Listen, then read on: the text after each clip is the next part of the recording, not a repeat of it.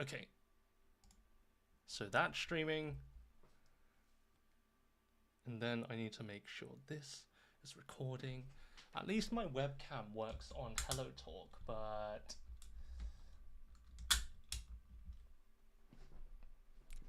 I think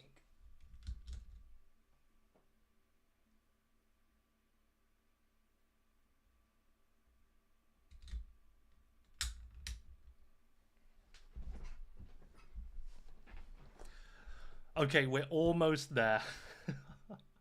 This is terrible. Oh well. It can't be helped. So this is gonna be here. So this is gonna be here. So this is gonna be here. So this is gonna be here. So I'm gonna put this here. Give me about 5 more minutes, and I think about 5 more minutes, and I think about 5 more minutes, and I think about 5 more minutes, and I think about 5 more minutes, and I think about 5 more minutes, and I think about 5 more minutes, and I think about 5 more minutes, and I think about 5 more minutes, and I think. Hi guys, how you doing? I see 5 people. Hi guys, how you doing? I see apologies. I'm just trying to fix my webcam for the YouTube stream. YouTube stream. YouTube stream. YouTube stream. YouTube stream.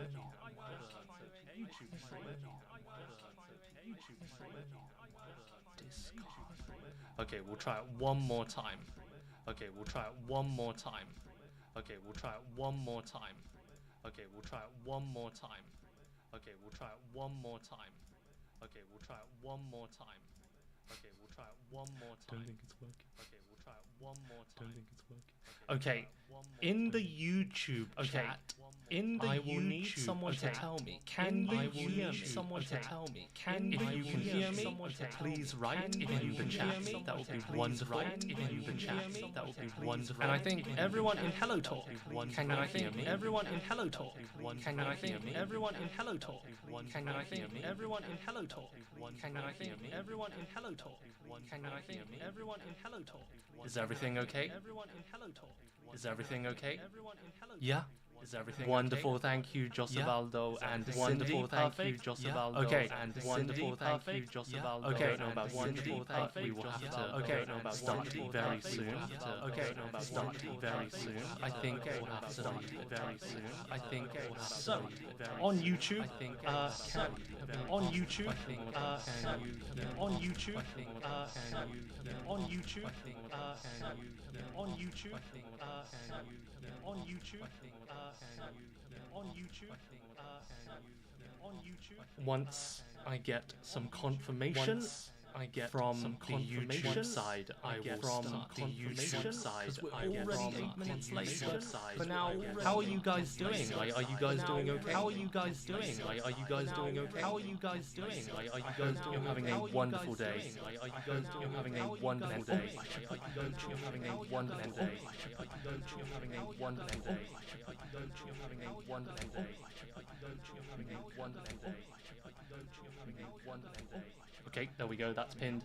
Aiko, yes, thank you very much. Aiko, yes, thank you very much. I'm very sorry on the YouTube side.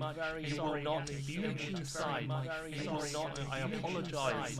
But we'll have to do it for now. Okay, so hopefully everybody is ready. So hopefully today we're gonna start. So hopefully today we're gonna seminar. So hopefully today we're gonna seminar today. I think you can all see my screen, so I'm going to begin. I think I'm going to begin. As you may or may not know, I majored in psychology. I majored in psychology. I majored in some kind of special major. I think in other cultures, you don't have square hats. You don't. It's actually quite rare, but in the UK, rare, but where actually quite rare. when you're kind of graduating. So there we go. All right, so let's move in. All right, so let's move in. So first of all, my first question to all of you on the stream today. What of you on the stream today? What is the definition of psychology? Can anybody tell me in the chat? Can anybody in the comments in the chat? Can anybody in the comments in the chat? Can anybody in the comments in the chat? Be looking for some good answers. Be looking for some good answers.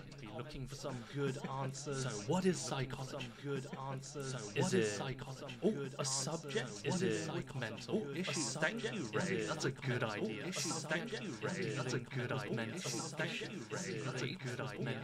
Any other ideas? Five. Any other ideas? Five. Any other ideas? One. So we have the study. So we have behavior. Yeah. So I think Ray was quite close to that. So I studied. Ray was quite close to that. So I studied Ray was quite close to that. So I studied Ray was quite close to that. Now, moving on, we now have an important question. We now have an important question. Why do we study? Psychology? Why is it useful to study psychology? How can to study psychology? How can to study? Again, I'll give you a quick few seconds to write again. How?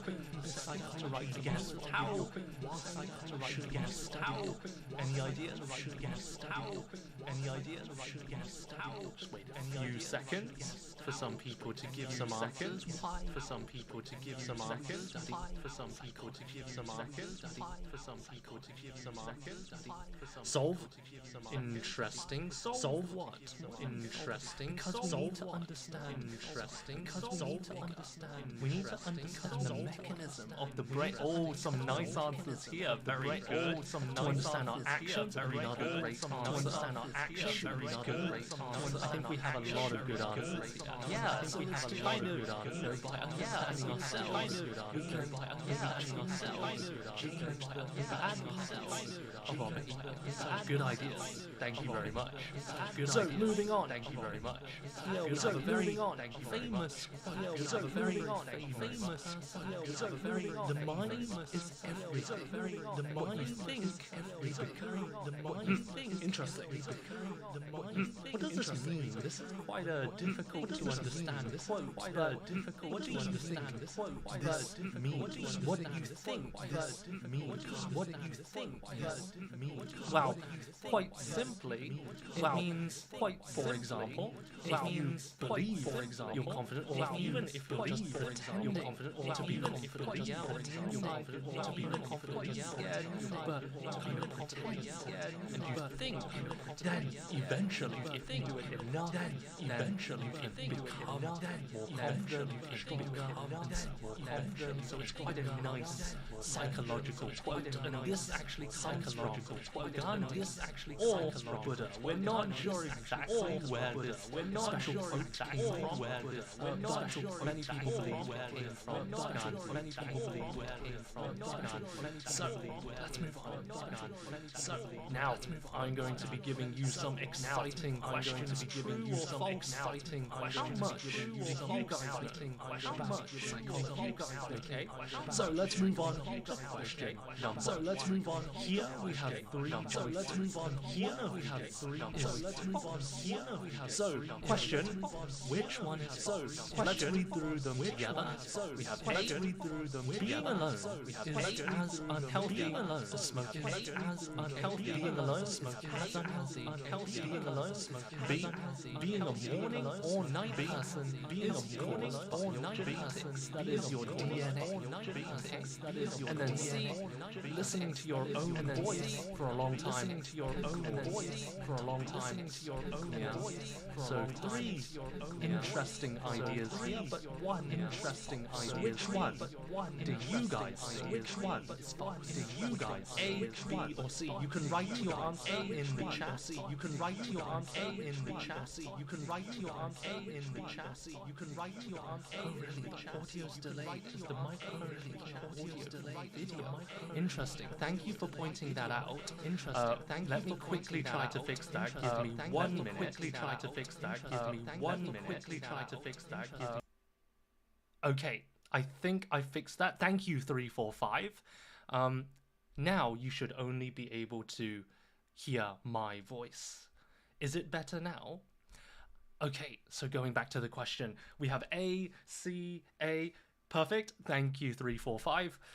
Interesting. We have a mix of answers here. A, C. The answer is actually, thank you, part C. Listening to your own voice for a long time can cause mental problems, okay? Yeah. Many people don't like listening to their own voice. When I use my phone to record myself, I often think, ugh, I don't want to listen. But it's not going to damage you mentally or physically, okay? So, C is false. Well done, good ideas. Okay, next one. A, B, and C. We have A.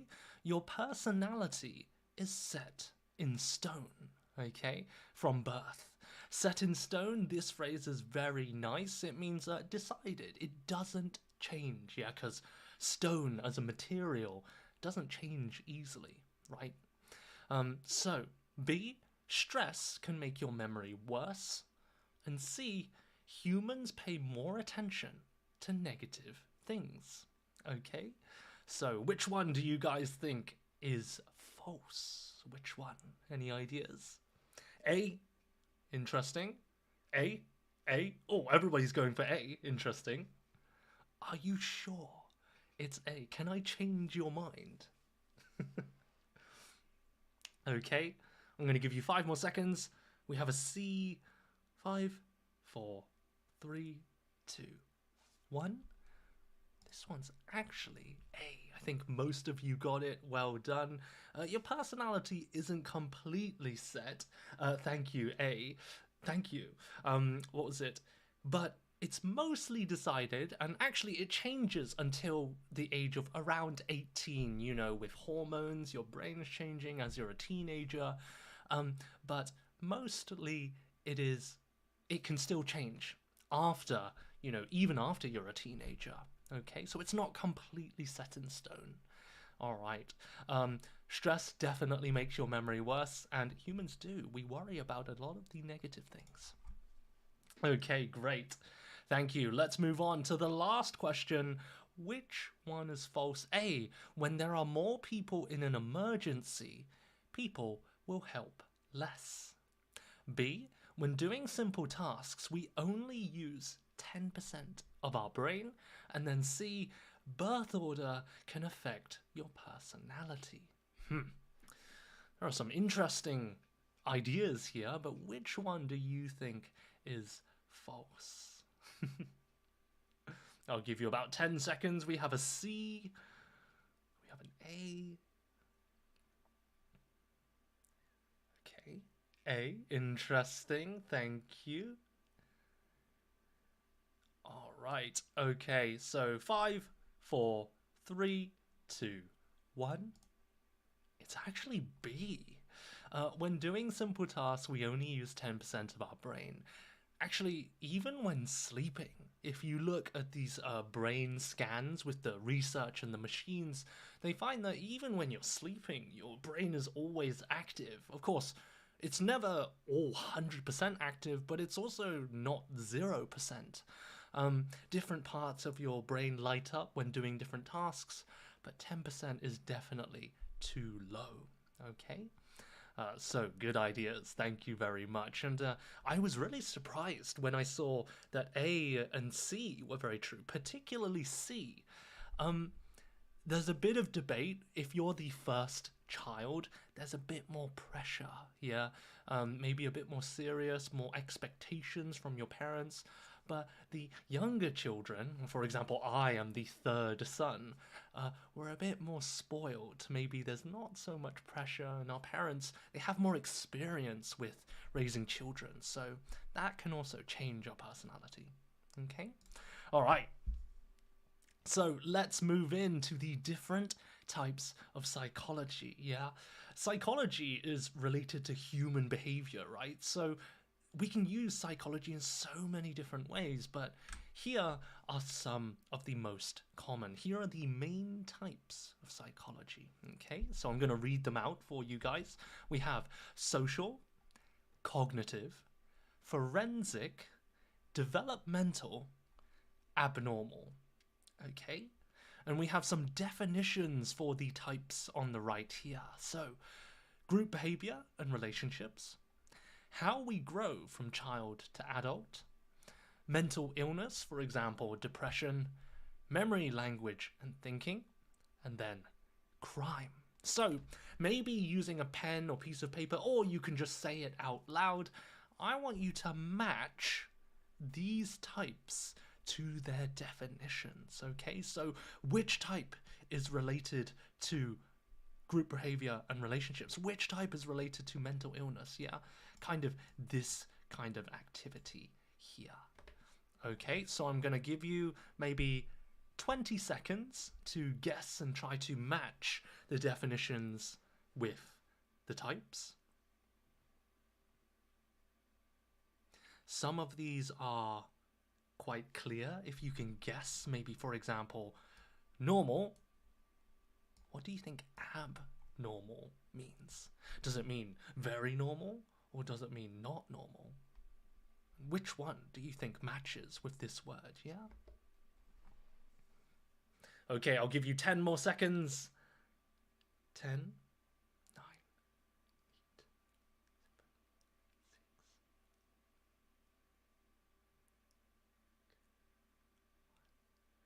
7, Interesting. We have some really good answers in the chat here. Well, let me show you the answer. There we go. Okay, so we have social is group behavior and relationships. Of course, socializing is like talking, interacting with people. Cognitive, anything to do with memory, language, and thinking. It's about the brain itself, yeah? Forensic is crime. If you really like crime dramas and stories like Sherlock Holmes, forensic investigator, or like, for example, FBI. Does anyone know what the FBI stands for? I'll be very surprised if anybody knows. What does FBI stand for? It's a famous American kind of crime department. How do I say it? The FBI stands for the Forensic. Actually, is it federal? No, I believe it's Forensic Bureau of Investigation. Oh no, it might be federal. Maybe I made a mistake. There we go. We all make mistakes. But the FBI is related to kind of investigating crime. They have a lot of forensic investigators. Okay, so forensic, crime. Developmental, how we grow. Yeah, we develop, grow, similar words. And abnormal is not normal. Depression, yeah. We don't start life with depression. We usually develop it because of some sort of trauma, or sometimes it's related to the brain, okay? But anyway, thank you, Josivaldo, for correcting me. Oh my gosh. Okay, so let's move on to what is your personality type. Now, if you're on HelloTalk, you may have noticed on your profile you can put ISFJ, ENFP. Many people like these personality tests, but do any of you know your personality type? I'll be honest, actually, I do not know my personality type, but do you guys, maybe you can share it in the chat. What is your personality type? Curious, you're a very curious person, yeah? Introvert, interesting, so you're the I part. I think I is introverted, E is extroverted, very nice. Yeah, and the other ones are all a bit confusing, but let's move on, okay? So, depending on your personality type,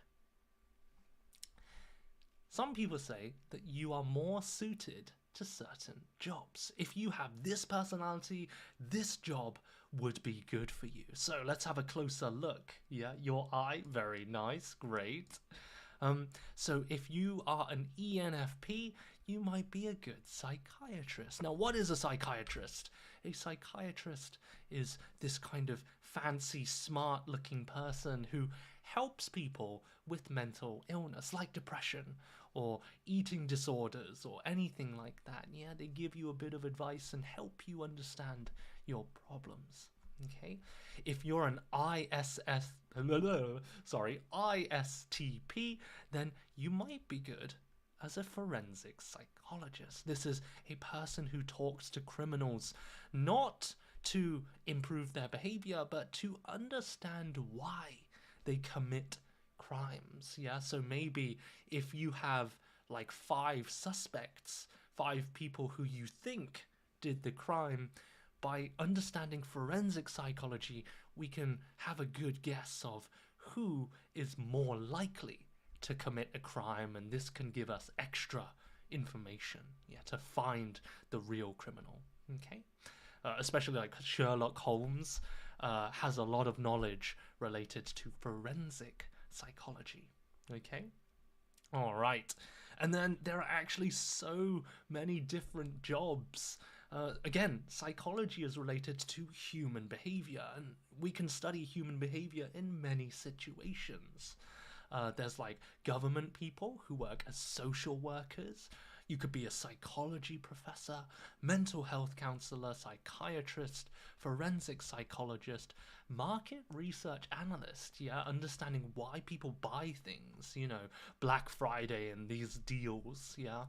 School and career counselor, maybe when you were in high school or college, you talk to one of these counselor that help you understand, oh, what kind of job do I want to do in the future? Yeah. And then finally, we have a recreational therapist who simply helps artists find inspiration, motivation, and all of these things. Okay. All right. Oh, ISTP on socionomics. Okay. But it's interesting, isn't it? Depending on your personality type, maybe you're better for different types of jobs. Okay, actually, in university, I wanted to be a psychiatrist, but I became an English teacher instead, which I do not regret at all. Now, a very important question, behavior. What affects our behavior? Well, first of all, we have to look at the definition of behavior, which is the things we do, our actions, and the things we say. Okay? So what affects our behavior? Well, there are many things, and here are some good and bad types of behavior. But my question to you is, which things are good types of behavior and which things are bad types of behavior? Okay, I'm going to give you 20 seconds. So arriving 10 minutes late, good, bad. Complimenting people, saying nice things like, hey, you did a great job. Leaving a tip, that is at a restaurant. Littering, throwing garbage or rubbish on the floor. Saying thank you. Losing one's temper, this means getting angry suddenly. Yeah, let's say your friend is making lots of jokes, but you don't like them. Yeah, they're a bit rude. And then you go, can you just shut up? That is losing your temper. It's like snapping. It's like getting really angry. Okay? So, I'm going to give you 20 seconds to think. Are all of these good or bad? Okay? We have some good, very nice, good answers in the chat already. So, getting angry, bad. Littering, late. Interesting. Okay. All right, so we have some great answers already. I'm going to move on and let's go here. Are you ready? 3, 2, 1. Interesting. Okay, so we have saying thank you. Of course, saying thank you is always good in any culture, right?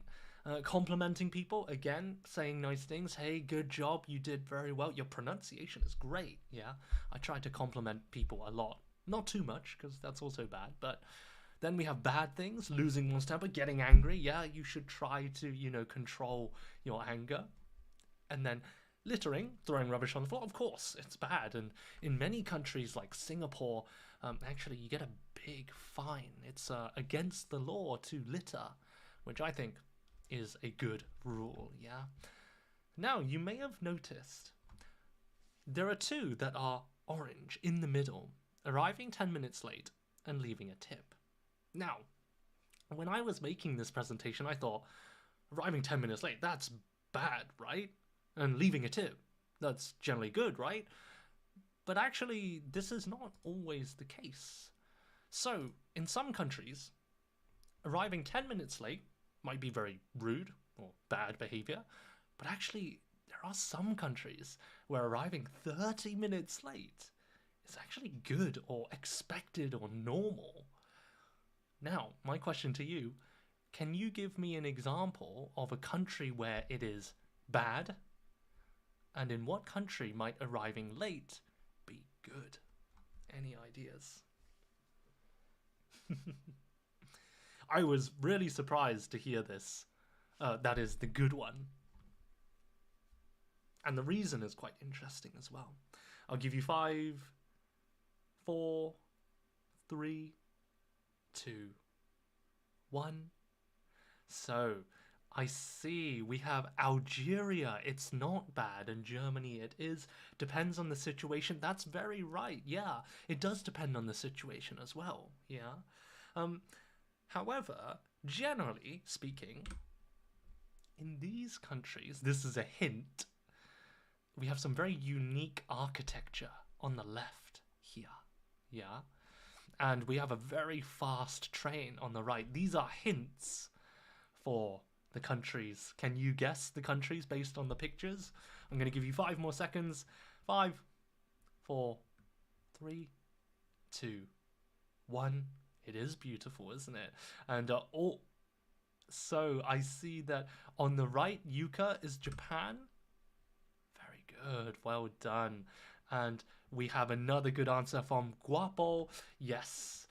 We have Greece on the left and Japan on the right. Now, in addition to Japan, I think the UK, I don't know about America, I think so.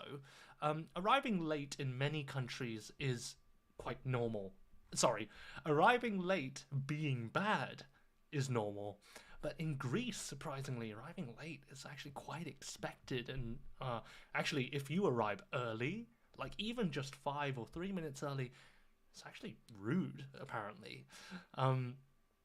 According to what I saw online, again, I don't know if I can trust this 100%, so take it with a grain of salt, but arriving late in Greece is normal because of their relaxed lifestyle. Yeah, they don't like to rush, and being too early gives a bad impression. It's like you're always rushing to things and too busy. Yeah, so interesting. Okay.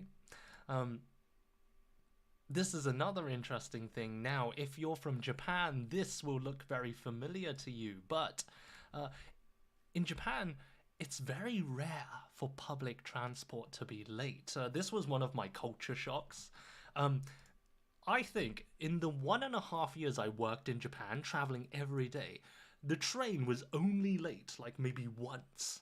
And it was late by only like 1 minute, yeah? So it's a very rare thing for Japanese trains to be late. And so, as a result, when they are late, you can go to the ticket office and get this like notification that tells you how late it was. So, for example, if it's like, can I do this? If it's like, for example, 5 minutes late, you maybe mark across here, and then you sign it, you get it from the ticket office, and you can show your boss, like, oh, I'm not late because I overslept, I didn't sleep too much, it's not my fault. Here is my proof, here is my ticket, okay? So that's pretty interesting, okay? All right, let's move on. Now, the next one, leaving a tip, that is after you pay your bill, leaving extra money, maybe 5, 10% in America. Oh, I just gave you. Oh no, I made a big mistake. Anyway, there we go. So I've given you a big hint. In what country is leaving a tip very good? And in what country can leaving a tip be pretty bad? Again, there is more than one answer for both. But, we have a very quick answer from Guapo. Very nice, yeah. It seems like everybody is quite familiar with this special dress on the right, yeah. So we do have Korea and America, yeah. This unique dress The right one looks like Korea. Very good, thank you. So yeah, in Korea and Japan, leaving a tip is actually, it can be quite rude, and a lot of foreigners, especially from America, where tipping is very normal and expected, when they do it in Japan or Korea, they're very surprised. Like, even after the tourists leave the restaurant, um, sometimes the waitress or the staff will run out the restaurant and chase the tourists and say, "Whoa, whoa, whoa, whoa, here is your money. No, no, we don't accept tips." Yeah. I don't know the exact reason, but I believe, please, if you're Japanese or Korean, please let me know in the chat. But I've heard that it's because there's a lot of pride. Like, you always do your best, you always give good service, you know, and that good service is expected, it's included in the price. So there's no need to pay more. That's what I've heard. I'm not sure. So if I'm wrong, please tell me in the comments, okay? All right, let's move on. So, behavior. As we just saw, behavior can actually be really affected by our customs and traditions. Yeah, and this is why we get culture shock. Culture shock happens when you go to a different culture and they have different traditions and rules, and when you behave in one way but everybody else is different, then you get this shock because you have to kind of change your behavior to match everyone else. Okay? You wish you had a chip to motivate yourself. That's really interesting. Yeah. But so behavior can be affected by many things, and one of the biggest effects on our behavior is customs and traditions.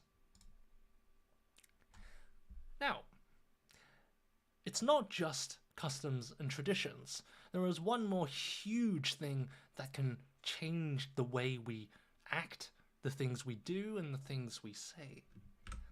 One of these is society. Okay, you can see this man walking the wrong way. Yeah, in real life, if you realize, oh, everybody's walking this way, then many people in the same situation would probably turn around and start following the group. Okay, now my question to you is, when we change our behavior to match the people around us, when we feel like, oh, well, I'm different, I need to be the same as everyone else, when we change our behavior to match everyone, there is a special word for this. But can you tell me what word describes changing your behavior to match everyone else? Ooh, adaptation is a very good word. Adapt is close. That's a very good word. Adapt can be, for example, animals adapt to their environment. Yeah, camels, over many years, they adapt to the hot weather, and they have a special like hump where they store water. But this word is specifically for changing your behavior to be the same as everyone else. Okay, unification. Oh, you're getting closer. Nice one. I'll give you one more clue. It begins with C. K. Mimic means copy. Very good. Not quite. You're all super close. Some really good vocabulary, though. Well done. Adjust, mimic, unification, adaptation. I'll give you the answer. Are you ready?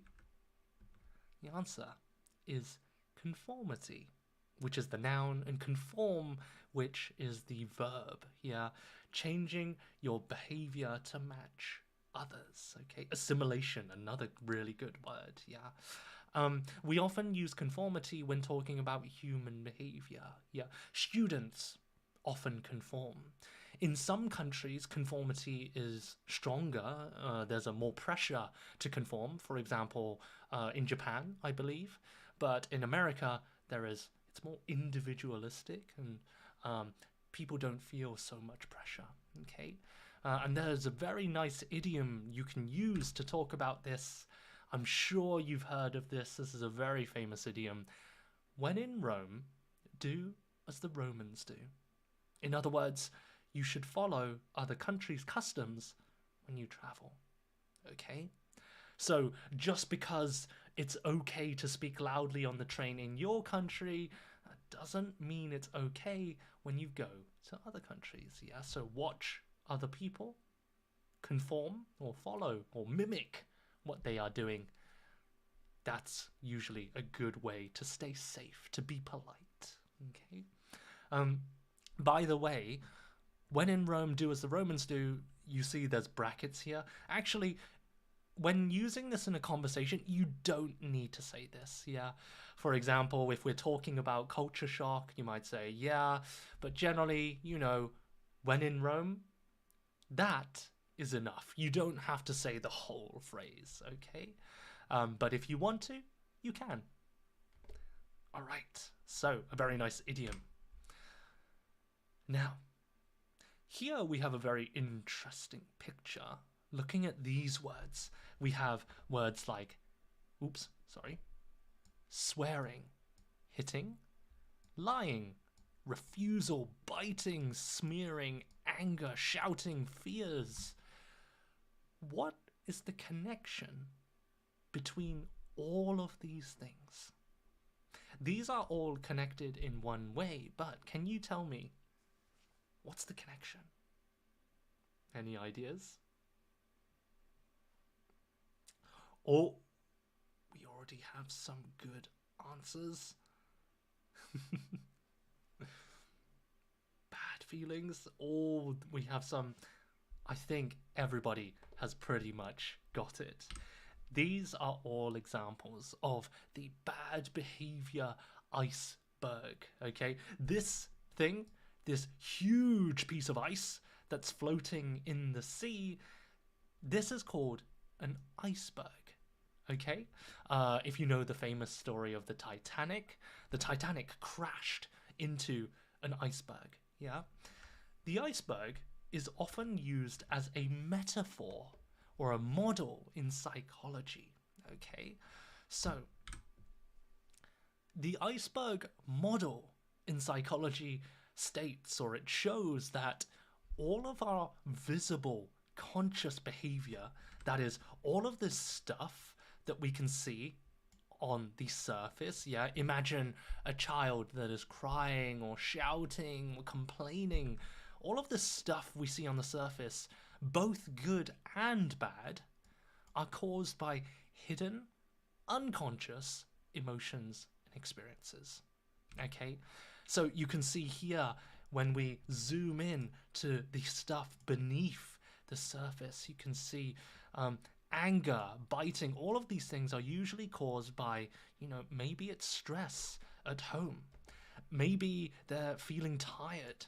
Maybe they're a bit embarrassed or sad or bored, yeah?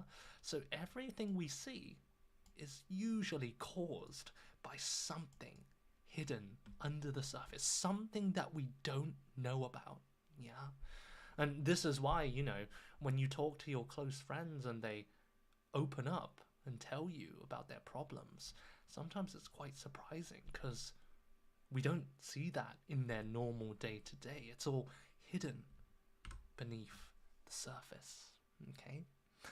Very nice, yeah, the root causes of our behavior. Okay, so this is quite a nice model, very easy to understand model of human behavior. Okay, now, here is another very nice idiom you can use in conversation. The tip of the iceberg. Yeah, the tip simply means the tip is the pointy end of something, yeah? The tip of a pencil. The tip of the iceberg, yeah? This idiom means a smaller part of a large problem. For example, I'm worried about the deadline, but that's just the tip of the iceberg. I also have to take care of my kids, my sick parents, and so on. Okay? So if something is just the tip of the iceberg, it means that's one thing, but there's a lot more. And it's usually to talk about negative problems.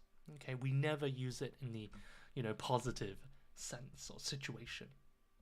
Okay? Please give me a moment. I'm just gonna take a drink because my mouth is quite dry from talking a lot. Okay, so I have this problem, but this is just the tip of the iceberg. Okay, this is quite a nice idiom to use. All right, let's move on.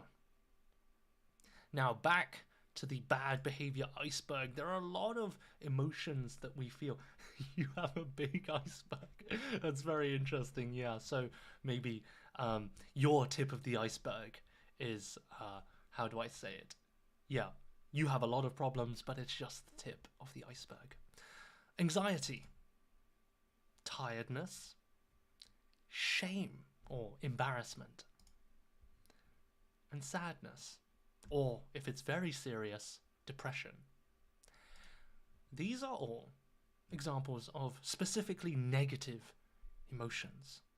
Now, we've talked about a lot here. So here on the left, you can see anxious, tired, ashamed, and sad. But we also have a lot of positive emotions. So I'm going to give you maybe a minute, again, using a piece of paper. I want you to write down or type in the chat some examples of other negative or positive emotions. Yeah, a quick vocabulary exercise. How many emotional words do you know? Okay, I'm going to give you 1 minute to think.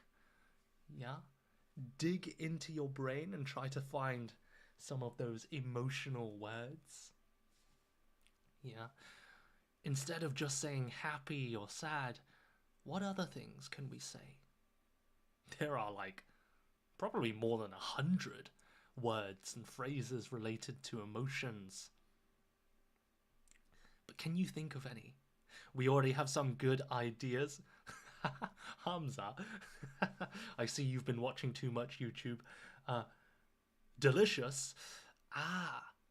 Delicious is to describe food. I wouldn't say it's an emotion, but yeah, we're very happy when we taste something delicious, right? But that's a good idea. Thank you. Fear, good. Overthinking, I would say that's a behavior, not emotion. But overthinking, you know, tip of the iceberg, it's caused by negative emotions. Gratitude is a nice one. Fantastic means kind of very good. It's not an emotion. But then some people do say, how are you? And you might say, I'm fantastic. I feel fantastic. So yeah, kind of. Very good. Cheerful, overwhelmed, very nice. Those are very good words, cheerful and overwhelmed. All right. Positive. Frenzy, interesting. Okay, I'm going to give you a few examples, but we had some very nice ideas in the chat. Let's move on. Wow. Okay, so we have on the negative side, guilty, disgusted. Positive, excited, proud, calm or relaxed, optimistic, and grateful. But there are many, many more. Okay? Disgusted, that's a good one. It's like, ugh, I feel that's disgusting. Yeah, like somebody's like, I don't know, picking their nose or something. But let's have a look at these ones, because they're kind of intermediate, higher level words. Ashamed, guilty, proud, optimistic, and grateful. Here are the 5 words. Now, I'm going to show you an example sentence. You are going to choose the correct word for the sentence. My friend and I had a huge fight the other day, and I said some terrible things to her. I feel so... What do you think?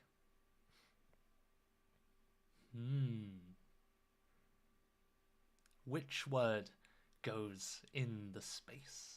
What do you guys think? I'll give you 5, 4, 3, 2, 1.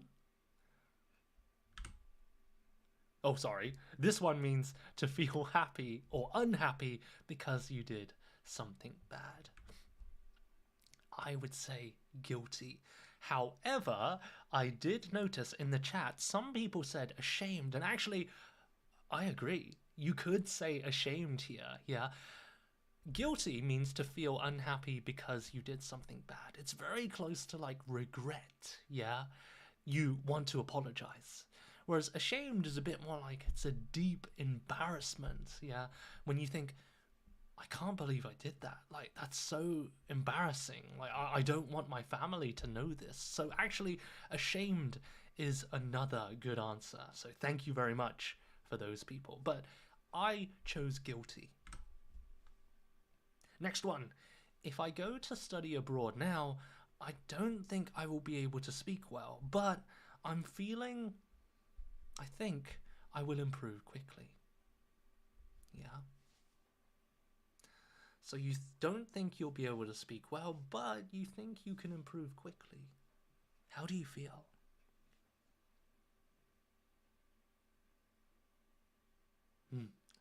Very good. We have some great answers. Thank you very much. Another one, let's say optimistic. Yeah.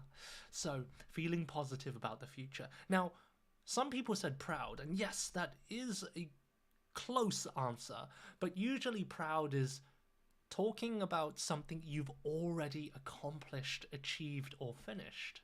Yeah, so if we change the sentence to the past and say, I went to study abroad and I improved a lot, then you can say, I feel proud because you've overcome this difficult obstacle.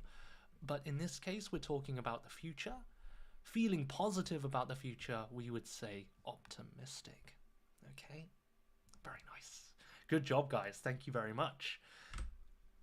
Now, bonus question. What is the opposite of optimistic? Any ideas? 10, 9, 8, 7, 6, 5, 4, 3, 2, 1. Ooh, we have some good words. Thank you. Very nice, guys. It is pessimistic. Well done. Careful with the spelling. There are 2 S's here, so don't forget the 2 S's. Pessimistic. One more bonus question. There's actually another word that's kind of in the middle. Optimistic, pessimistic, and 10, 9,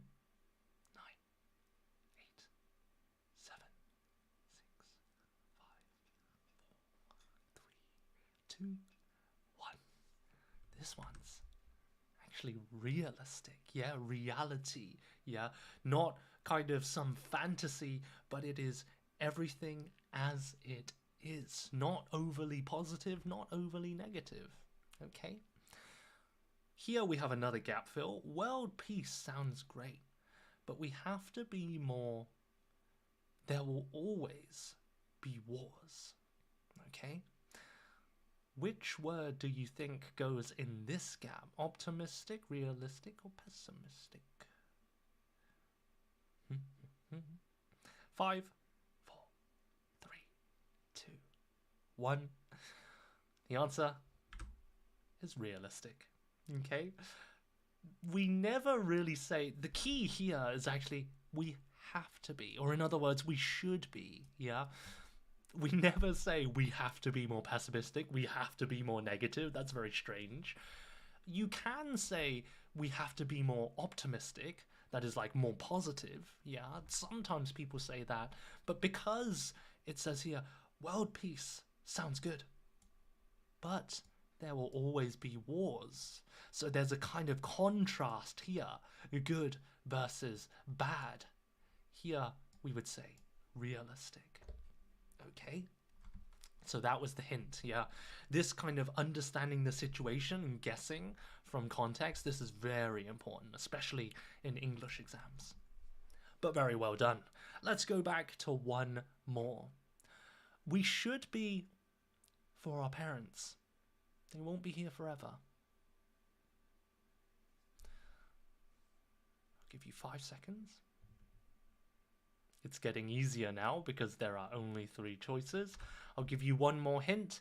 To be happy that you have someone or something and show thanks for it.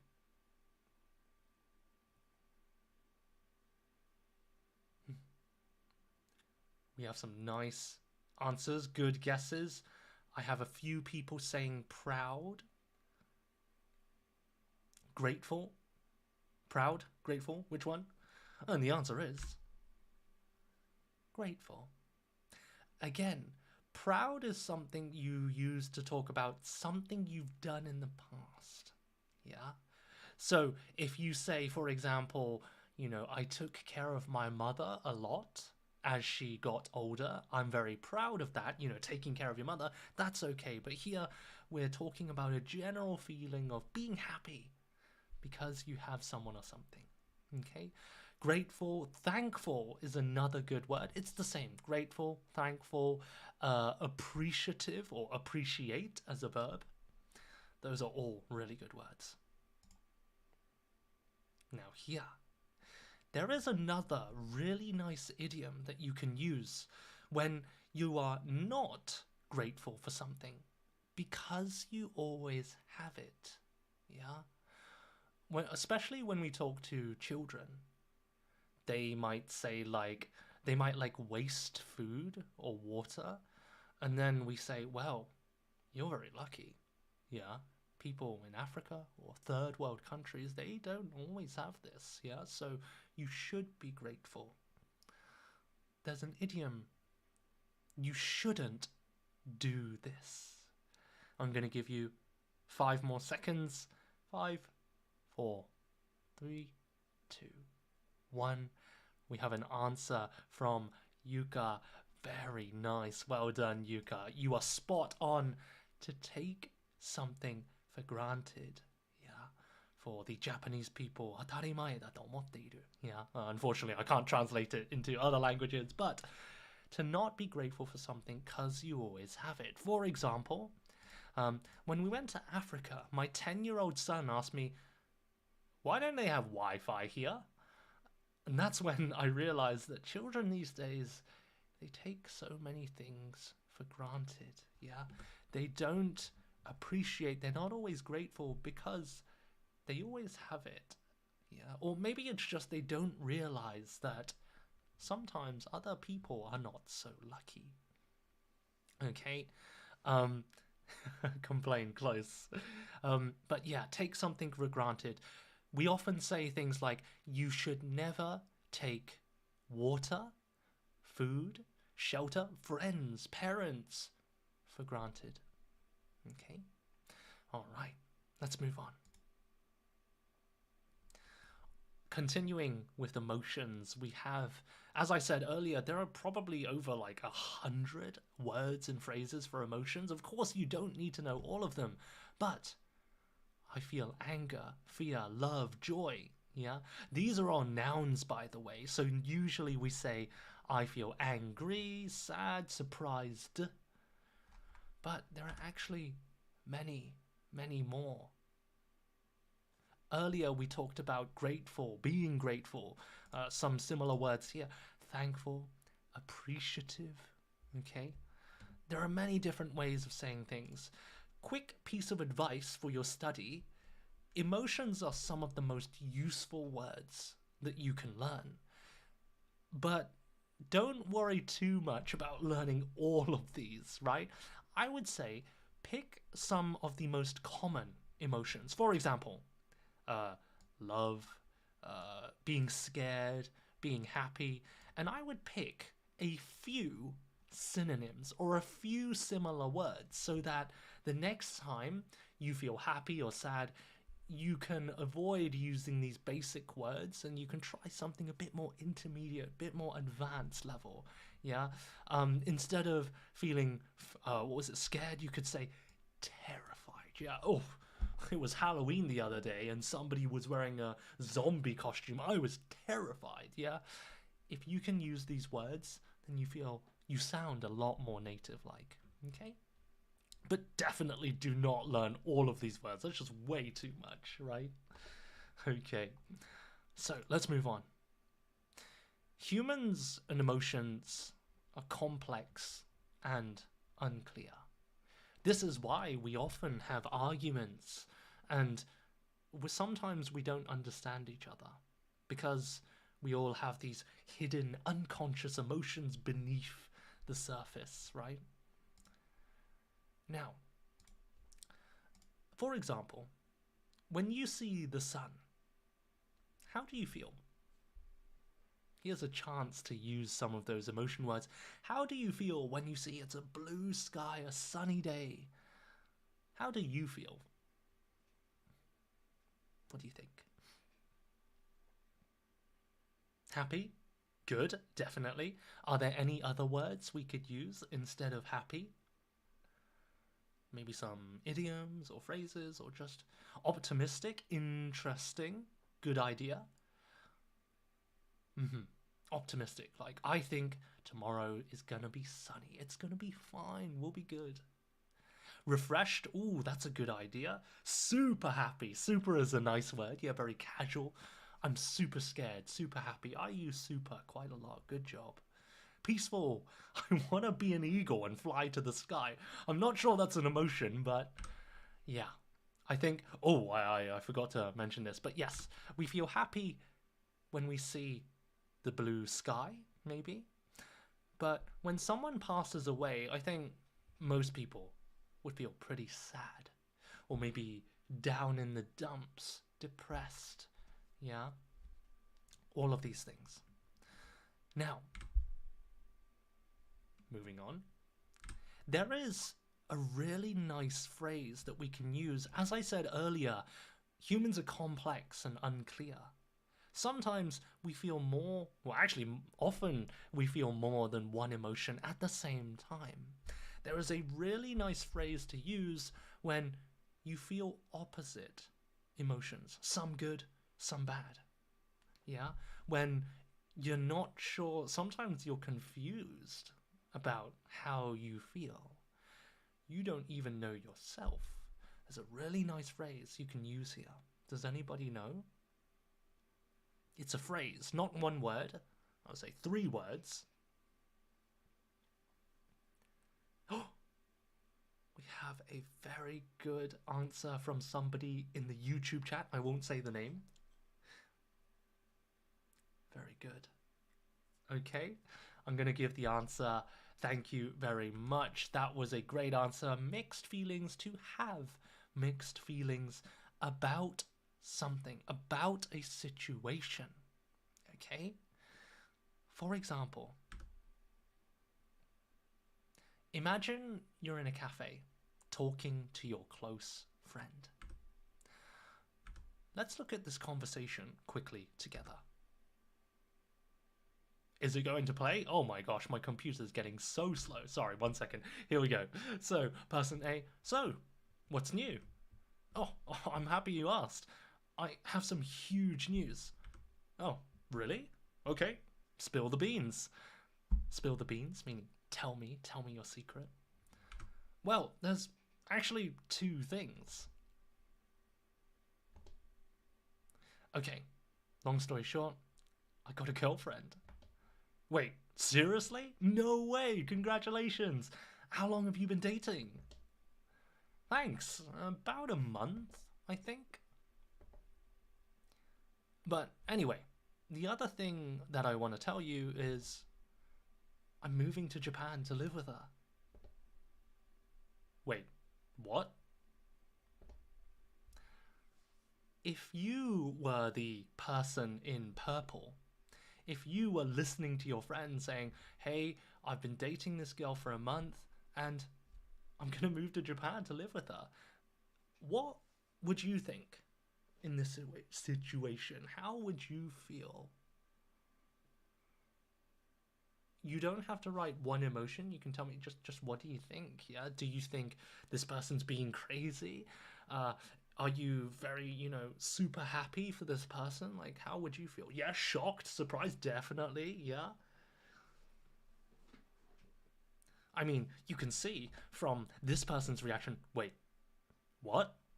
Like, this person's shocked, right? Congratulations, but sad, definitely. Yeah, you want to say like, oh my gosh.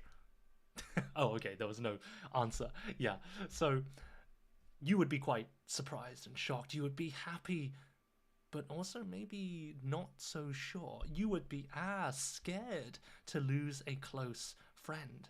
That is a good idea. Yeah. So exactly in this kind of situation, we can say, I have mixed feelings. Okay? For example, I have mixed feelings about him moving to Japan. I'm over the moon. I'm really happy that he found a girlfriend. But at the same time, I'm worried. They've only been dating for a month. Okay? Especially when it comes to like online relationships nowadays, people doing online dating, and some people are quite quick to make these really big decisions, like moving in to live together, going to a different country just to, maybe meet or hang out with this person. Like, of course, it doesn't happen all the time, but some people do this. So, in these situations, you feel or you have mixed emotions. Okay? I have mixed emotions. Sorry, mixed feelings. You can say emotions. I have mixed feelings about him moving to Japan. Okay? Good, exactly. Some very good ideas. Thank you. All right. So I think you all have this new phrase in your mind. So we're close to the end of the presentation, okay? I think this actually was a bit shorter than I expected, but in psychology, there are some really big questions that we are still researching. We still don't know the answer to yet. These are the big questions and mysteries in psychology. The first big debate is nature or nurture. Nature is our DNA, our genetics.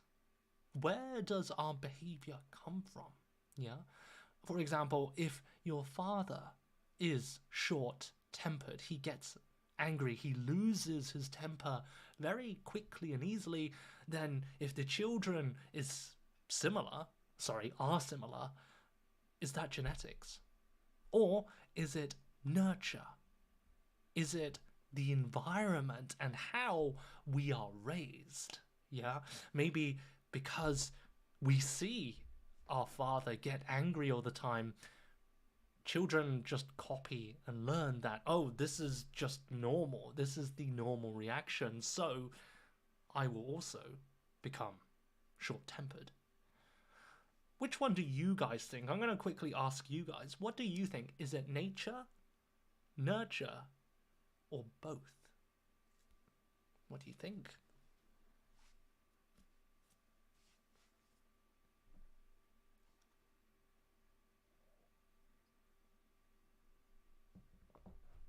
Nurture, we have some answers. Very good. Okay. So it seems like a lot of people are leaning towards nurture. Okay. And some people say both. Interesting. Okay. Well, the research does show that a lot of our behavior is determined by nurture, that is our environment, but it can also be our genetics. So it's actually both. I can't remember exactly which personality traits or which things are caused by which one, but it's usually a combination of both, okay?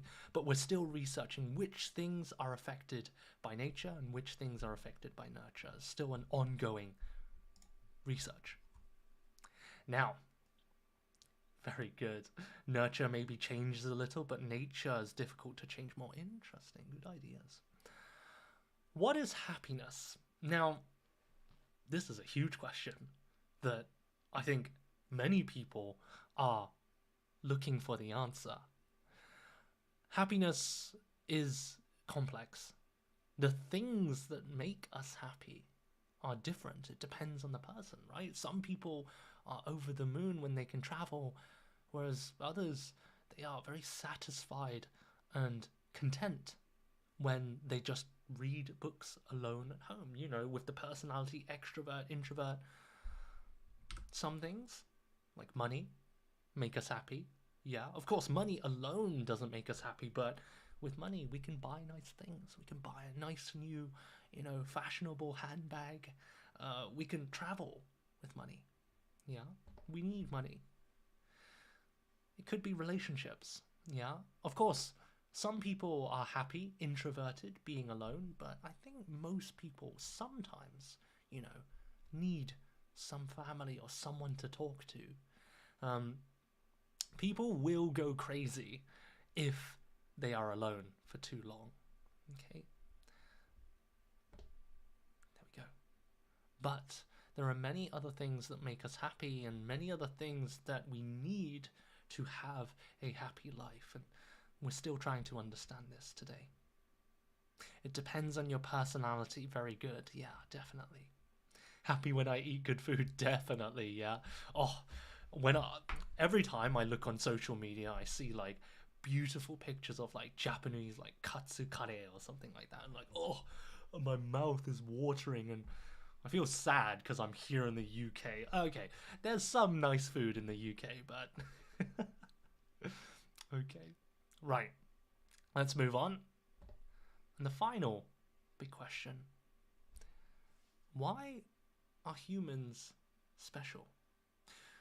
Earlier, I said there are many types of psychology, and one of them is called evolutionary psychology. Yeah, because we are very different to our ancestors.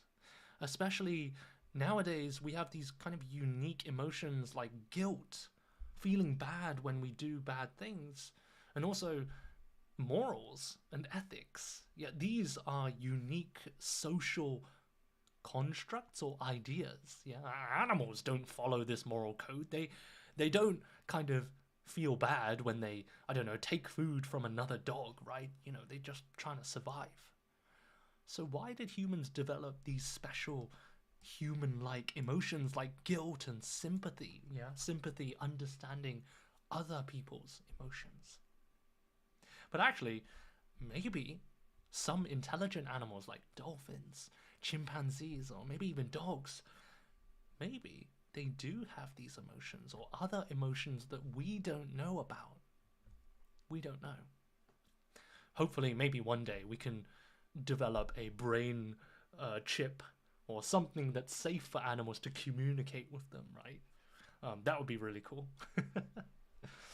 When you talk to your dog, you find out that the dog actually doesn't like you, and they are just here to eat your food. That would be terrible. Shocking. No. Anyway, we won't. Yeah, maybe I am being too optimistic about finding this new technology, but so why are humans special? Okay. Now, let's move on to the final quiz. Today we learned quite a lot of new words, idioms, adjectives, phrases, but can you remember the information that I have taught you today? Okay, so I have very high expectations of you. If you can't answer these questions, I will be very disappointed. No, I'm joking. So, first question. There are different types of psychology, but which one is related to how we grow from child to adult? What do we call this type of psychology? Oh, we have some people who are super quick on the answer. Very good, well done. We have the answer developmental. Yeah, develop, similar to grow. Yeah, growing, developing, children develop and grow. Next question. What is the word to describe changing your behavior to match others so that you don't stand out?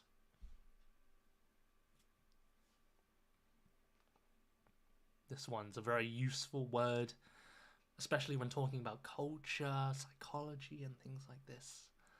Oh, I see some nice answers. Very good. 5, 4, 3, 2, 1. By the way, I'm very impressed that many of you can type in English very quickly. When I answer in Japanese, I'm very slow. Comforting, good ideas, socially, oof. The answer is conformity. Okay? Conformity is the noun. Conform is the verb. Yeah. Children often conform. Another really good word, I'll quickly write it. the pressure to conform and be the same as everyone else, we often feel this pressure. This is called peer pressure. Okay? Peer pressure. Oops. Okay? Like children often feel a lot of peer pressure, and that's why sometimes they like hang out with people they don't really like. They don't want to be alone, and they will hide their true personality because of peer pressure, the pressure to conform. Okay? All right. Next question.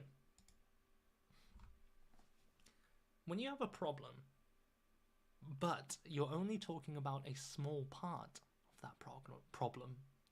For example, I've got a deadline, but that's only the... I also have to take care of my kids, schoolwork, I don't know, my dog's sick, yeah, I forgot to make my breakfast this morning, or maybe like I overcooked my eggs. Oh, terrible day. Very good. We have iceberg. What do we call the top part? Very nice. Good, good. Well done. We have the tip of the iceberg. Well done to you who remembered it. Yeah, the tip of the iceberg. This is just the tip of the iceberg. Okay? Very well done. Good job, guys. Okay, right. Let's move on. Next question. To feel unhappy because you did something bad. Do you remember the word here? This is often related to regret. We have some quick answers. Well done. Good. I feel like my neck's hurting because I have Hello Talk on one side and I have YouTube on the other, so I'm like... Very good. Well done, guys. You feel guilty, okay? You feel guilty, you feel bad because you made a mistake and you know, you hurt your friend, you said something rude, or you maybe made a, big mistake, okay? But this is usually related to other people, yeah? If you just like, I don't know, I made a mistake on my exam, this is just yourself, right? We never feel guilty towards ourselves. We only use it when talking about other people, okay? By the way, instead of guilty, you can also say bad. I feel bad or I feel guilty. They're both very common, okay? Enter, enter. Great, okay? So, let's move on. What is the opposite of pessimistic?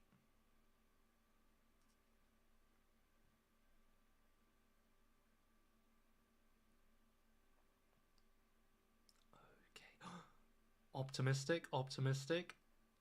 Very nice. It is optimistic, okay? And then remember the one in the middle? The one in the middle? Realistic, okay? Very good. Well done, guys. I think you remembered a lot. Really good job, okay? So before I move on, we're going to head into the discussion session, yeah? So this is where you can start to relax now. There's no more new information. I'm going to give you guys a chance to come on stage or comment in the chat. Just answer in the chat box, take 30 seconds to just write your answer. Yeah, I want to hear your opinions now about some of these questions, okay? So if you see this microphone icon here, this means someone can come on stage. You don't have to. By the way, this is only on Hello Talk where you can come on stage and talk to me directly. But on YouTube, you can still listen and watch. I will show my face and our face. But some questions will just be answering in the chat. For example, the first one. Do you take anything for granted? If not, what are you grateful for? Okay, so you're going to answer this just a short sentence or maybe a paragraph in chat. I'm going to give you 1 or 2 minutes to share your answer. Do you take anything for granted? So just to remind you, take something for granted means, where is it? To not be grateful. You don't appreciate something because you always have it. Yeah. Do you take your family for granted? Maybe you don't talk to them very often. Or do you take, I don't know, the internet for granted? Yeah, sometimes you think, wow, it is amazing that we're having this lesson right now. I often forget that the internet is amazing. I take the internet for granted, okay? So, God, very nice. Many people take God for granted. And what kind of things are you grateful for? Maybe you can write a quick sentence. I take for granted. I'm grateful for... Yeah, just some quick sentences. Prayer, very nice, yeah. You're grateful for prayer. Maybe it really helps you connect with God, understand your feelings. Anything else?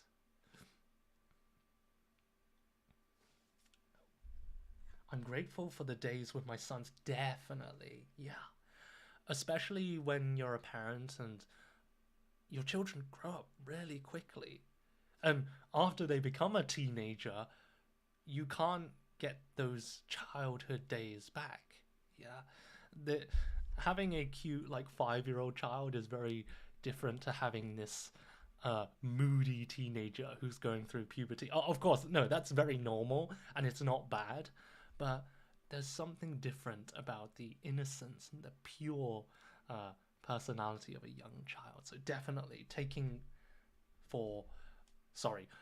being grateful for the time and the, opportunity to spend with your family, definitely. I think I often take for granted the food that I have. Like my mother, I live in the same hometown, and my mother, she always cooks for me. And especially when I went to Japan and I had to cook for myself. Of course, I can cook. I'm very lazy.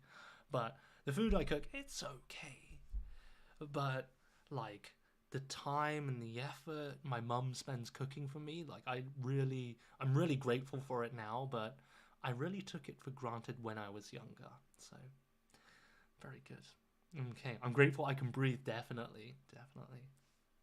Okay, right, we're gonna move on. So, when was the last time you had mixed feelings about something? When was the last time you felt something good? Maybe you were very happy, but also a little negative. You're worried, confused, sad. Let me give an example. The last time I had mixed feelings about something was... Well, actually, I kind of have mixed feelings now. For me, sometimes I feel doing these presentations, like the one I'm doing right now, it takes me a long time to make these. It's like, I think one presentation takes me like somewhere between 7 and 8 hours, I would say, for one presentation. I'm getting faster now, but I want to continue because they're really fun. But I also feel like it's a lot of time to spend on something that I'm not getting any money for. Now, of course, money isn't everything, but there are a lot of things that I want to do in the future, like opening a business, that need a lot of money. So I think I will continue doing it, but I need to think about how much time I spend on these. So, but anyway, I'm going to give people a chance to come on stage and share their answer. Just a quick, maybe like 5 minutes to speak and share your answer. Okay? Again, we can only do this on Hello Talk. I see Sammy has raised his hand. Now, please give me a minute to quickly change. If you want to go to the toilet, get a drink quickly, this might be a good chance. I'm just going to change to my headphones because... What was it?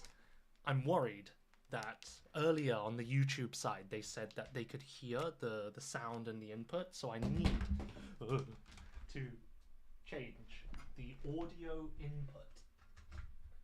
Okay, so please give me 1 minute while I change.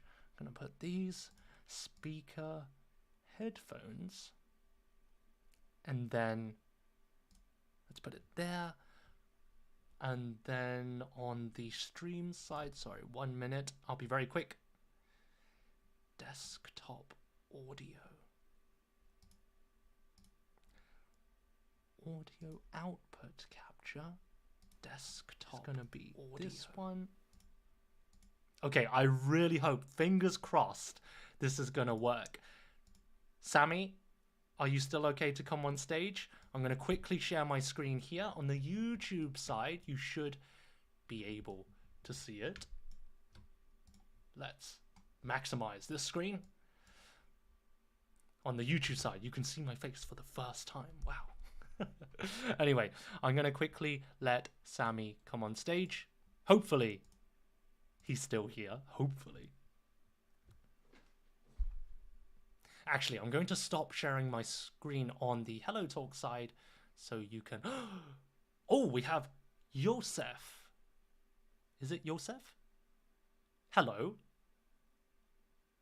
Uh-oh. I'm going to stop sharing my screen on this side. Can you hear me, Yosef? Uh-oh. I can't hear him. Let's see. It might be my problem. Let's see. If I change it to... Maybe I'll change it to speaker. Let's change this. Okay, Yosef, can you please say something for me? Uh-oh. I still can't hear you. I can see your hand waving. So the video is totally fine. Oh no, this is not good. Let's see. Okay. I'm just going to check my audio. Yeah, this is very strange. Oh no, I'm just going to check my audio so well until... Oh, sorry, Yosef, could you say something? Yeah. Do you hear me? Ah, I hear you. Wonderful. No, I'm just going to thank you so much. well until... Do you hear me clearly? Sorry, Yosef, could you say something? I can hear you. I can hear myself as well. Yeah. Do you hear me? No, no worries.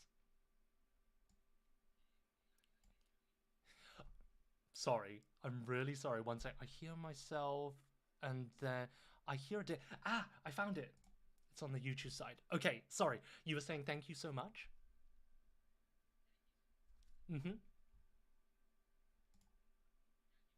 Yes, I can hear you. Wonderful. It's all sorted now. No, thank you for joining.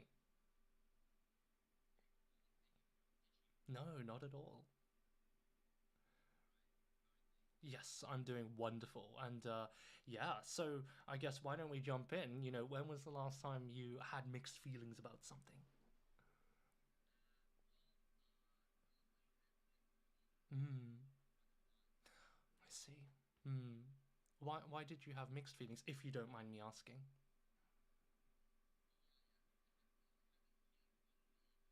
Hmm.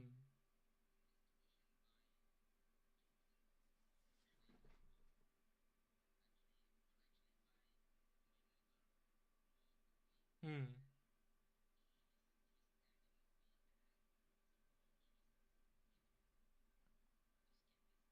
Hmm.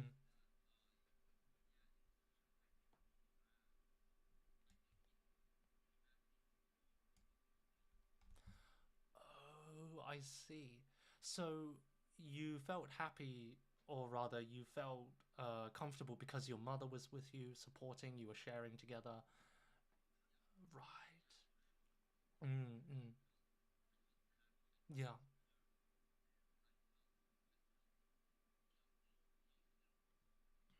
definitely. Mm, mm,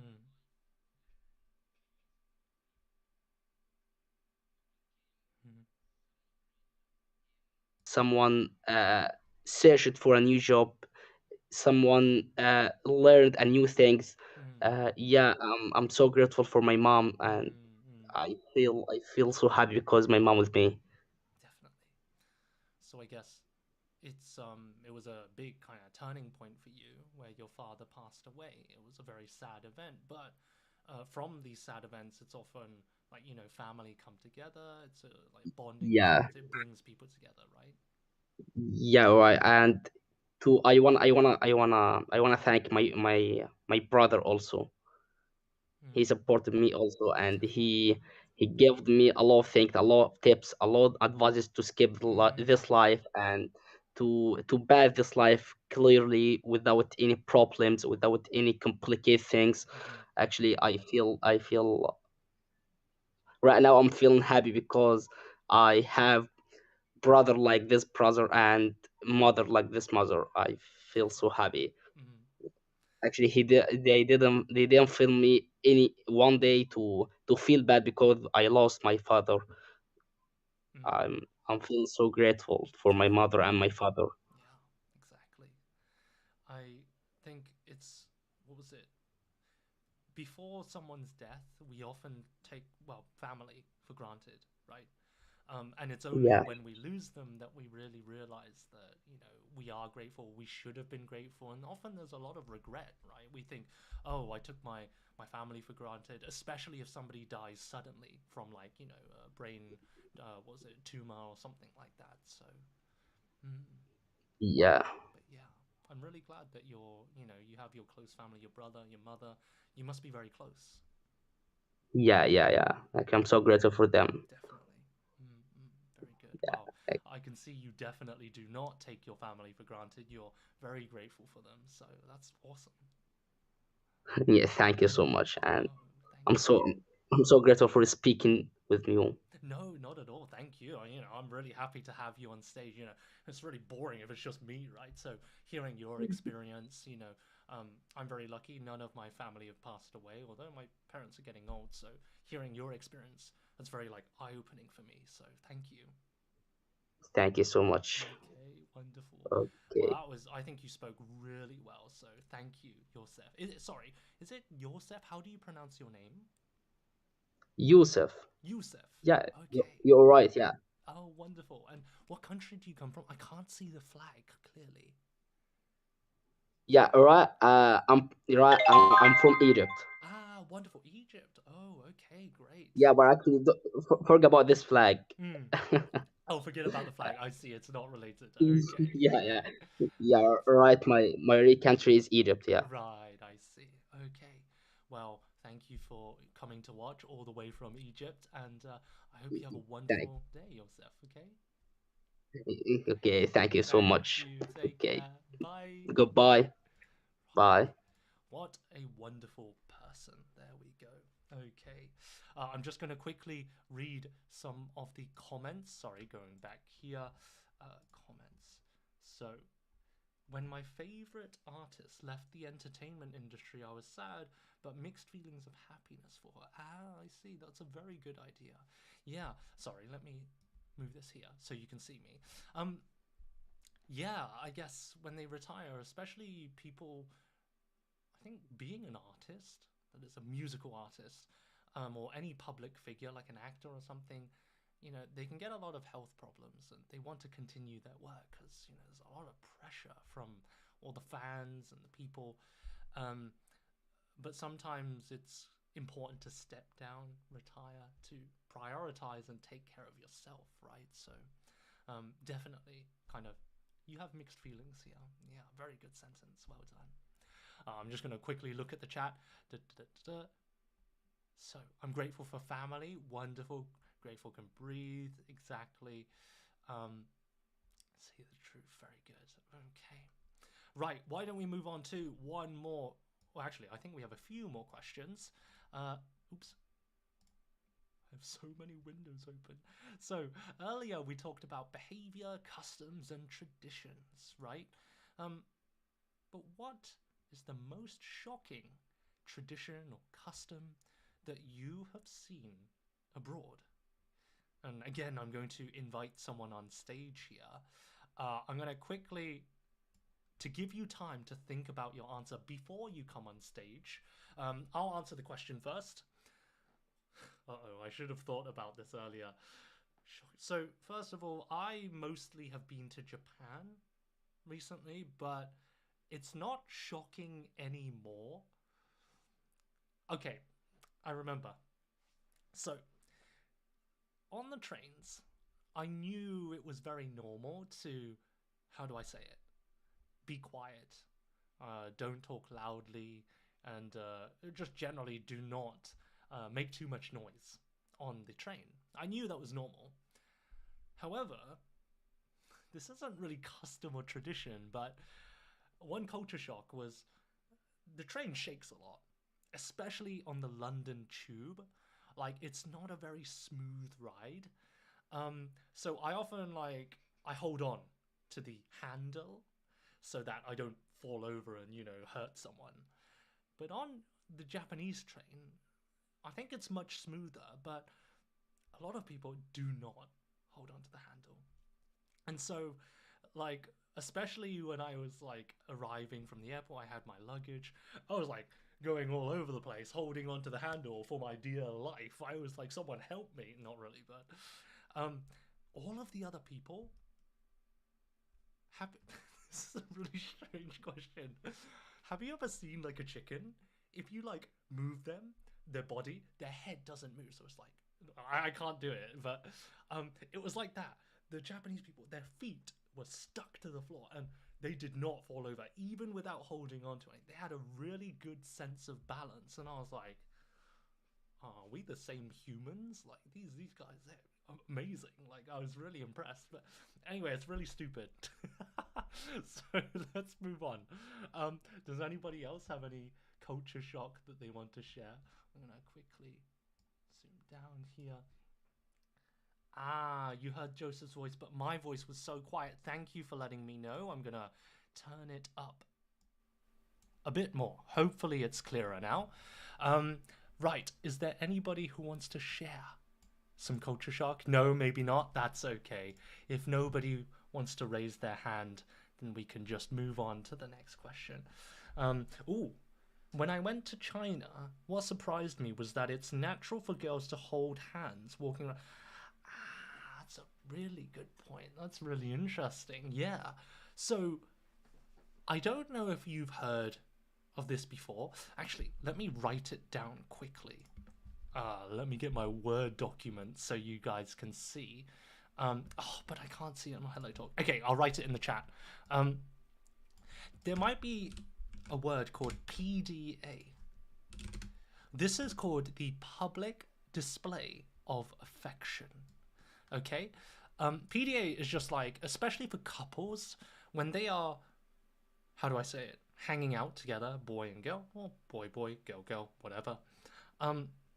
Public display of affection, or PDA, is okay in some countries, but it's not so good in others. This means anything that's publicly showing romance. Of course, the level is different, but kissing, holding hands, hugging, and things like that.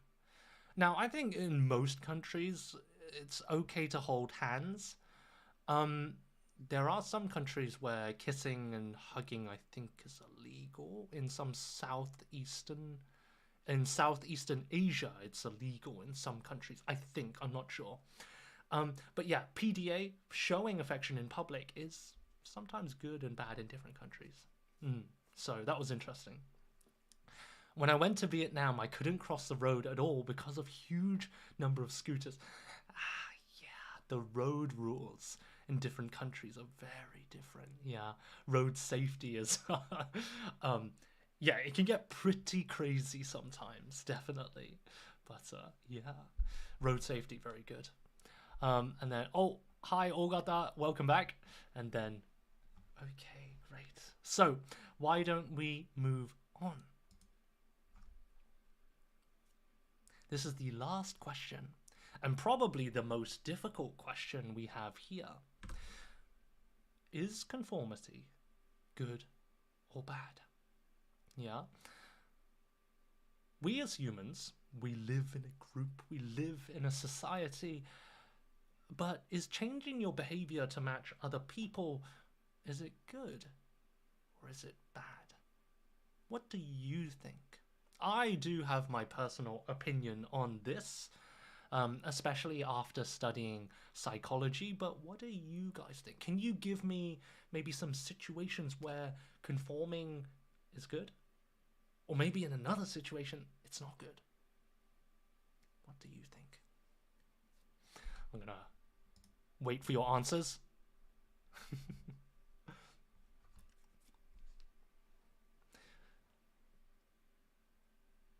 When? It depends on the situation, but maybe when do you think conformity is good? Maybe thinking about things like school or at work or maybe in your group of friends or your family. Do you ever notice or feel that you kind of pretend to agree with people? Yeah, so you don't. Politics is a very touchy, sensitive subject for a lot of people. Um, and what was it? When you speak to your family and you disagree, sometimes we just pretend to agree because it's easier, right? We don't want to cause an argument. Maybe one of your family members is very short-tempered and you know that if you start this conversation, they're going to like go on and on or something like that. When do you think conforming or changing, pretending is good? Sometimes a change of air can give you a good idea. Interesting. What do you mean by a change of air? I can't see the bottom of the chat. Okay, nothing. Great. So when is conformity good? When is it bad? Why don't I, while I wait for some answers, conformity is sometimes necessary to survive, right? In school, again, if you don't kind of match the group, children are not very sympathetic, right? They don't always understand your situation, okay? They just don't have the ability to imagine your situation. So if you are a bit weird or a bit different, they might not talk to you. And then you have no friends and it's very difficult. So sometimes it's important to pretend a bit, don't completely change your personality, but maybe it's easier to survive if you conform or just agree with people. However, there are times when you need to put your foot down and say, no, I do not agree. This is why. Yeah. I see we have a raised hand here. I'm going to... Oh, it's disappeared. There we go. But conformity, is it good or bad? Any ideas? If we have no more comments, then maybe we can finish the presentation here. There's nothing else? Yep. But yeah, conformity. I think sometimes when it comes to, what was it? Politics, I wonder. I don't think it's a good idea to conform, generally. But politics, even if you disagree and have this argument, I don't think it will improve your life. If anything, it makes it more difficult. So in this case, maybe not. However, one very important situation is in emergencies. Okay? So, what was it? There's a very interesting effect called the bystander effect. This is, and we talked about it earlier, if I quickly show you, let's go back to the very beginning. It is this one. When there are more people in an emergency, people will help less, okay? And the reason is very simple. It's because there's less responsibility. If you imagine you're at a bus stop and the person next to you faints, they collapse, yeah? You're the only other person. There is no one else. You have to help. There's no choice. But if you're in a group, where there's like 4 or 5, maybe on the bus, someone collapses. Especially if you are far away or you are not the closest person, you don't feel that need, or you expect that other people will help first. So you think, I don't need to help. And also we say that, well, I don't know anything about first aid. I'm not a doctor, so I should just leave it. It's better if I stand back and don't do anything. But actually, everybody tends to think like this. And especially nowadays, there are some legal situations where if you give CPR, sometimes when you're giving CPR, you break bones. And it seems crazy, but there are cases when, yes, the CPR is successful and they are saved by this person, but the injured person will sue the person that saved him because they broke some ribs or caused some unnecessary damage. Yeah, which is crazy because they saved your life, right? But there are some horrible people there, well, just in the world, that will do this. Yeah, and people who know this, sometimes they hesitate. They think, oof, yeah, I'm not getting sued. I don't want to, spend thousands of pounds for helping someone. That's crazy, right? This is called the bystander effect. The more people there are, the less responsibility we feel, and the more likely we are to push the responsibility to someone else. In this case, conforming is very dangerous because everybody conforms. No one does anything, the person dies. Okay? So, pretty scary stuff. Anyway, I'm going to quickly look at the comments. Yeah. Okay. Conformity is bad. If all obey something, no outstanding person. That's a very good point. Yeah. Thank you. If we all have the same viewpoint, nothing will change, right? This is actually, there's a really good word for this. We call this, again, I'm going to write it, echo chamber. Okay, I'm going to write it in YouTube too. Echo chamber. This is a situation where you're surrounded by the same people who have the same ideas and think in the same way, or maybe you spend a lot of time with the same people, and gradually, over time, your way of thinking starts to match those people. This happens a lot in companies, larger companies.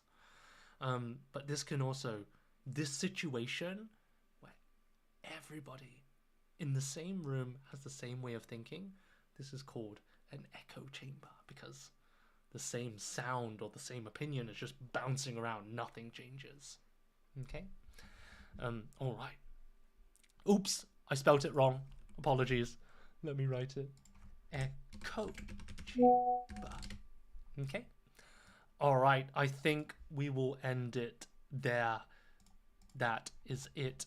So, I'm going to do my best. As you can see here, I've got a YouTube channel. You can quickly, what was it? You don't have to, but I'm going to upload this seminar onto YouTube so you can rewatch it. If you missed the beginning, you can watch it there. It will take me about 1 week to upload. And anytime, I do a new seminar, I'm going to try and put it there. And also on YouTube, if you're watching it from YouTube, you can see it's a bigger screen, it's easier. You can watch it on your laptop and take notes. HelloTalk is great. The one thing I don't like is that it's a very small screen. You can't even make it... Oh, I'm not showing my face. You can't make it like horizontal, so I just realized I'm not sharing on HelloTalk. Oh, anyway, but yeah, so you can find my stuff on here. Okay, so I'm going to share one last time, but for now, this is the end of the presentation. If you have any questions about anything, you can ask them here. Anything about what we've talked about today, anything about studying English, just some free talk questions, anything, then you can let me know here. in the comments. Also, tomorrow I'll be doing another live event. Do I have the picture here?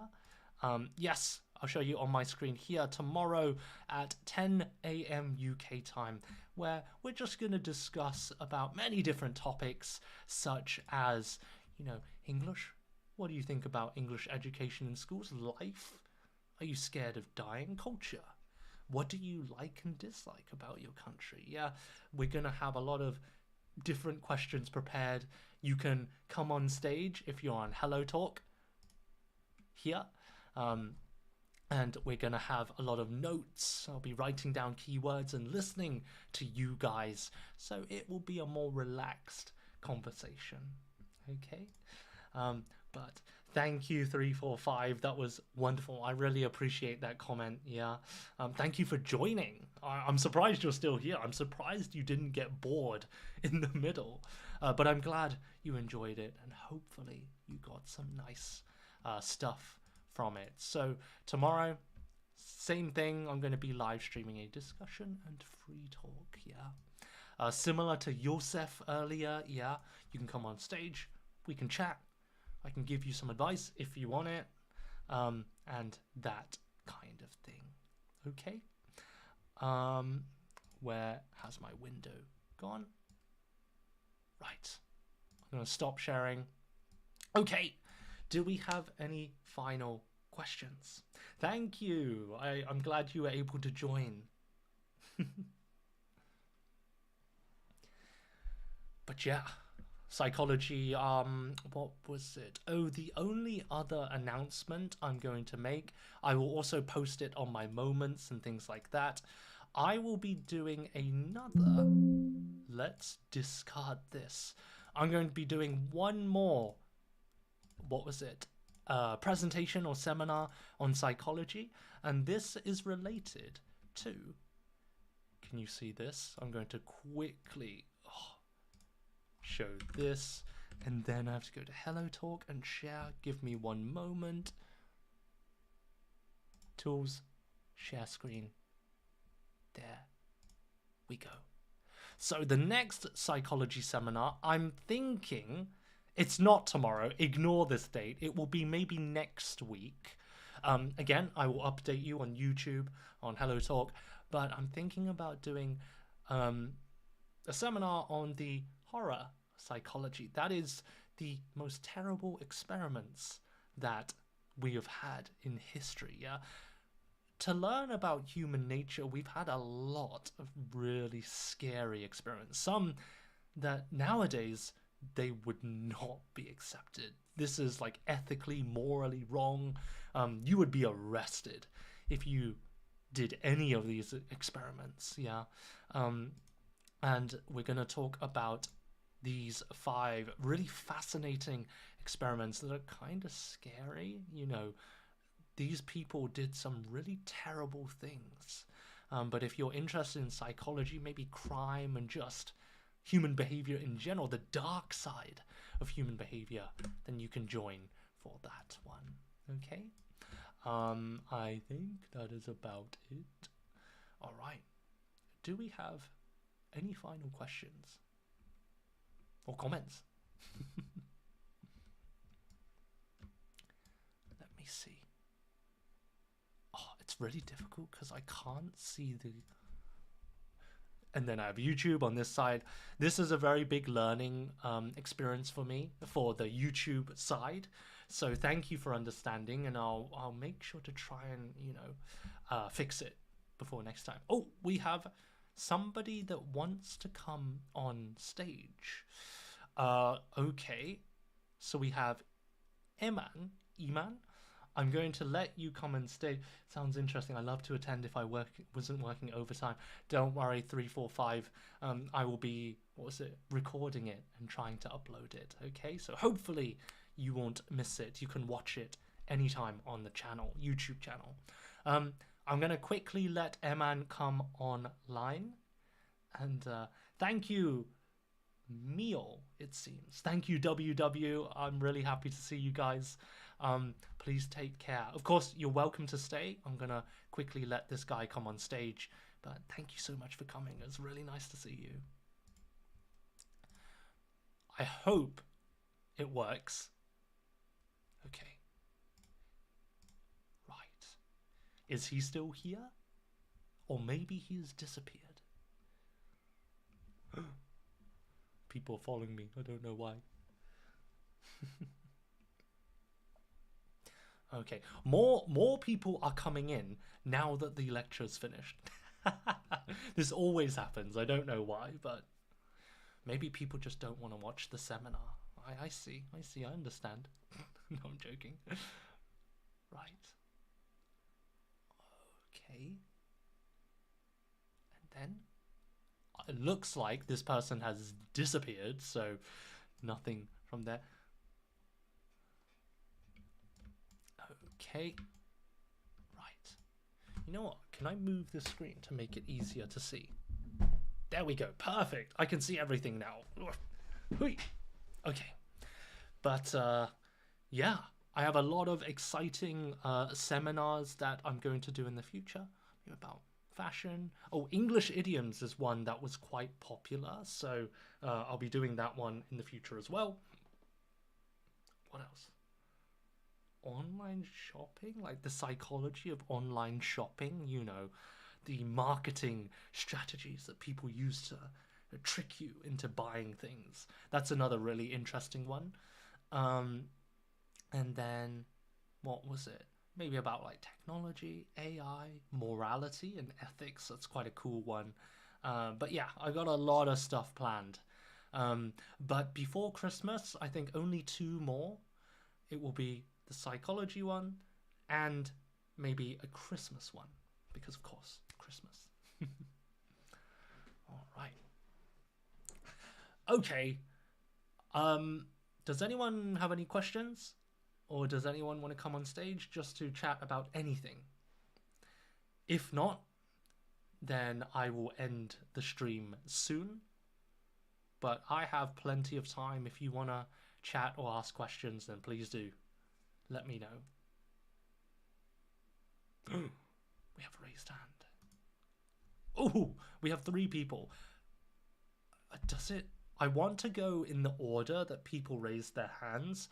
I'm going to go from the top. I really apologize if you, for example, Isagul, if you were first. I really apologize. I don't know the order, so I'm going to go from the top. Let's have a look at Jason. I'm going to quickly pour a drink here. Oh, hello. Hey, Eric. Hello, Jason. Nice to meet you. Nice to meet you too. How yeah. are you doing? Sorry, I missed. No, that's Yes. okay. Yeah, sorry, I missed the presentation Oh, because no, I that's just. okay. That's okay. I'll upload it on YouTube so you can check it out there. Okay, but I have joined the last one. Oh, the last You one. talk about Yes. the religion theme. Yeah, you Maybe were British talking about culture. yeah, British That's it. culture. Yeah, there was a part that was on religion. Yeah. Oh, thank you for Yeah, joining. yeah, I very like your presentation, and I've got lots of issue in learning English on the No, that's way okay. of learning English. Yeah. So my biggest issue is I have a kid. Right. I have a kid who is also learning English. I'm Chinese. So my current way is to let him read and just talk to me.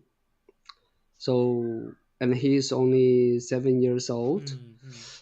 So, do you have any suggestion on the way of learning of my kids? Just for my kids, okay. Of course, for me, I'm an adult. I know the most important way is to stick on my learning schedule. Yeah. But for my kids, do you have any suggestions? Very good question. So luckily nowadays on YouTube there are a lot of resources like kids channels. There are tons of English kids channels like I don't know Thomas the Tank Engine and things like that. I don't know about in China. Can you watch things like Netflix or Amazon Prime or any streaming services? With a VPN, we can do Ah, that. with the VPN, I see. Yeah. Um, Yeah. English kids learning programs like Sesame Street is a classic one. Um, I think Mm. sending them to an international school is good, but it's very expensive. Yeah, As you yeah. said, you're trying to talk to your child in English as much as possible, so I think that's a great first step. Second, Mm. letting them watch a lot of English YouTube and programs and things like that. That's the next. Reading, as you said, giving them that output. Um, of course, you need to be careful if when you say reading, are you reading to your child or are you reading with your child like at the same time or something? With, yeah. With, good. So they I have a read chance with to them. output. Yeah, yeah, yeah. Good, good, good. So be very careful when you choose a book or anything. You need to make sure, be confident your pronunciation of the words is correct, right? Because your child will copy you, right? And then if Yeah, they yeah, yeah. copy you for a long time and then later they realize, oh, this word is wrong, um, then Yeah. it's going to be quite difficult to fix later. So teaching phonics is very important, like reading the spelling. And if you can find a teacher that knows phonics, then you can teach the child to read independently by themselves. And then they don't need you, and then they can read in their free time and everything. So, Okay. okay, Yeah, phonics should go first. And definitely. yeah, Mm, and that's what I missed because in yeah. China we have lots of tests, and I don't want him Mm, to be involved in these tests. I just want him to read, to speak freely. So I just missed the phonics thing. Yeah, mm. maybe I think I should pick it up. Yeah, Mm, thank. definitely. Yeah. Yeah, no, no, thank you for the question. I think you're already doing a great job if you're talking to him, giving him. Sorry, is it a boy or a girl? Sorry. Sorry, your A child. boy. Boy, A okay, so it boy. is him. Okay. So you're already Yeah, giving yeah. him lots of materials, and children get bored very easily. So it's good if you can have a wide range of activities. So, for example, videos, books, playing in English Oh, can also be very good. I know that some people use Minecraft. Have you heard of Minecraft? Minecraft. Is No. it an app? It can be an app, yeah. It's also on PC. You can get it on many different devices. I don't know about China, but it's a game where you like build blocks. It's almost like Oh, Lego. Um, mm, but children love video games, and of course, it's a bit risky because they can get very addicted. They can't stop. But yeah. because in video games there's a lot of problem solving, um, Mhm. you can practice a lot of language that you can't with books. For Yeah. example, if you play with your son, it's Mm, also two birds, one stone. One, you can spend time with your child and have fun, it's a game. And then two, you can practice communicating. So your son might be saying, oh, hey, dad, can you get me this item? Can you pass me this item? Let's build a house. Oh, I want to do this. I want to do that. But you can't mm, use this language if you're just reading a book or watching, right? It's a lot of input. mm, So mm. video games, you need to be careful, but it can be great. Yeah, yeah. Okay. And then another issue I'm facing with is, mm, we can get knowledge from the books, Mm. but in daily life, some knowledge will, if you use the words, you use the sentence from the book, in daily life you feel, oh, this sentence is so weird when Ah, you I know what you you see in mean. this Yeah. situation. Yeah, Very good. yeah. Yeah. Mm. That's a difficult one. So, your Mhm. question. Sorry, what is your question?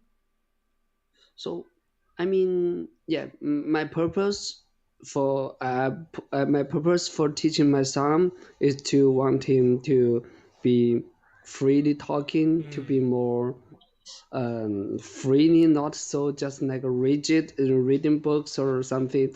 So I don't want.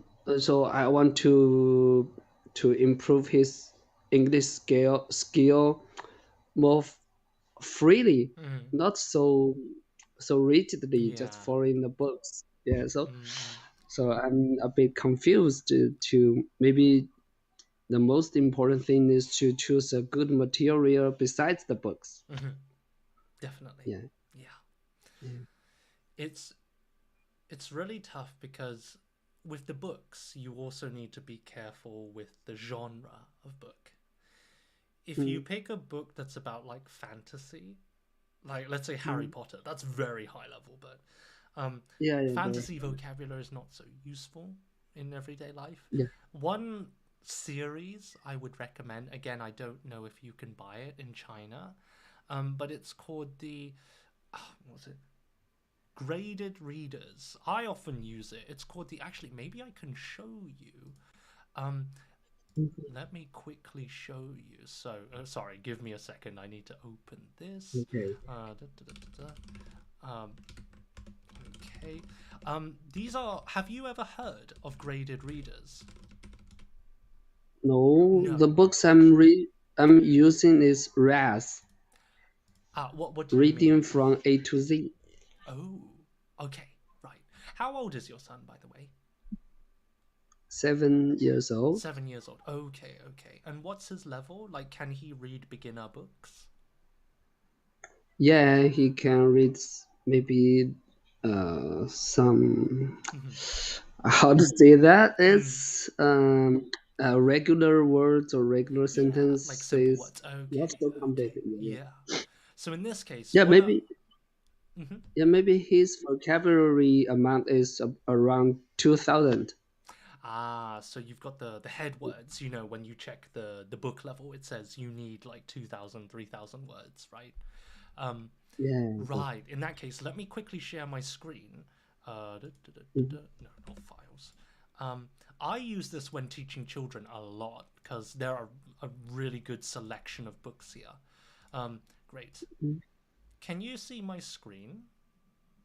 Oh, Oxford Reading Yeah, yeah, Tree. Oxford Reading Tree. That's it. Yeah, exactly.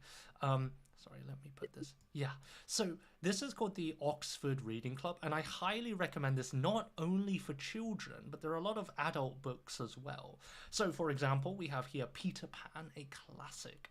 Um, what was it? Mm. There's the piano. So you can see there are loads of different levels. There are ones that are for very young children. So Dora the Explorer. This is like literally 46 Mm. different words, and it's talking about the letters like hat, simple nouns. But it goes all Mm. the way up to like different books for high school students, like talking about all about Mm. space, our planet.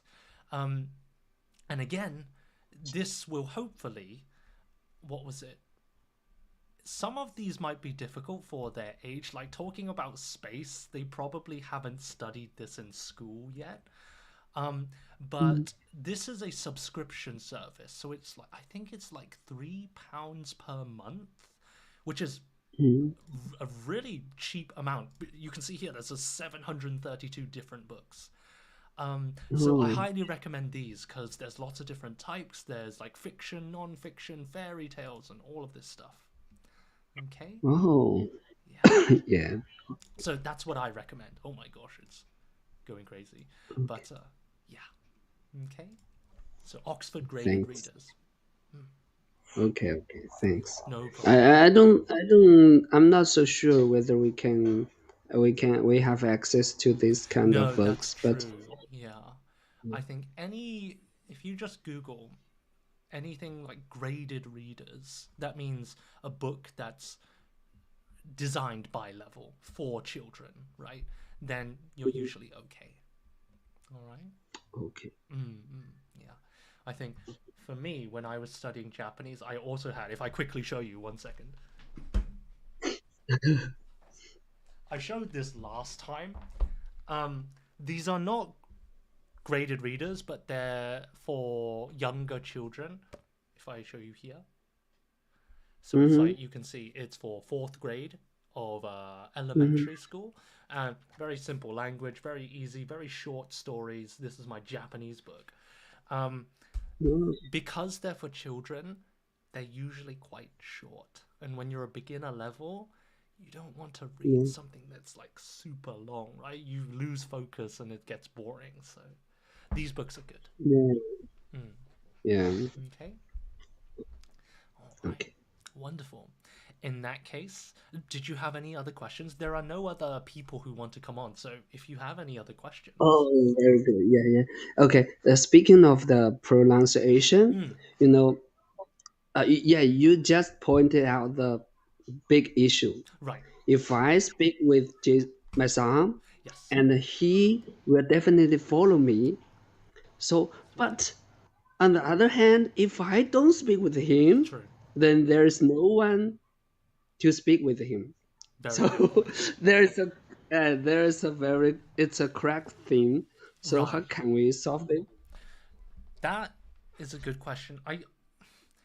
I don't think you can solve it, but Mm, I do think speaking to him, even if your pronunciation is not perfect, yeah, if you don't speak to him, he has no one to speak to. So having yeah, the chance to output, I would say, is more important than having the perfect pronunciation. Yeah. Um, because listening to you now, I can say that mm, your pronunciation, if I listen carefully, yes, I can hear a slight accent, but I can easily understand what you're saying. Like, I think you can communicate very well. Um, so if your child copies the way you speak, I think he will be able, to communicate with a lot of people. So, yeah, yeah. But, you know, I want to focus on the pronunciation, yeah. but myself, I don't have enough time to do that, Yeah, I and know what I you have mean. my job and I have to learn English as well. Mm, And my focus, yeah, my I will pay more attention on the to improve the fluency of my English level yeah. of my English Hmm. instead of the pronunciation. True. So yeah, so that's an inevitable Very good. problem. But yeah, as you said, we Mm, I should choose talking with him more instead of focusing on the pronunciation. Yeah, exactly. Mm. maybe yeah, maybe it's need more time to improve myself.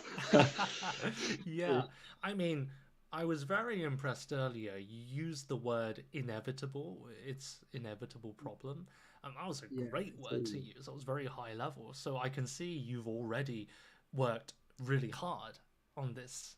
So I think you're doing a great job so far. And there's no need to be perfect, and you can't be perfect.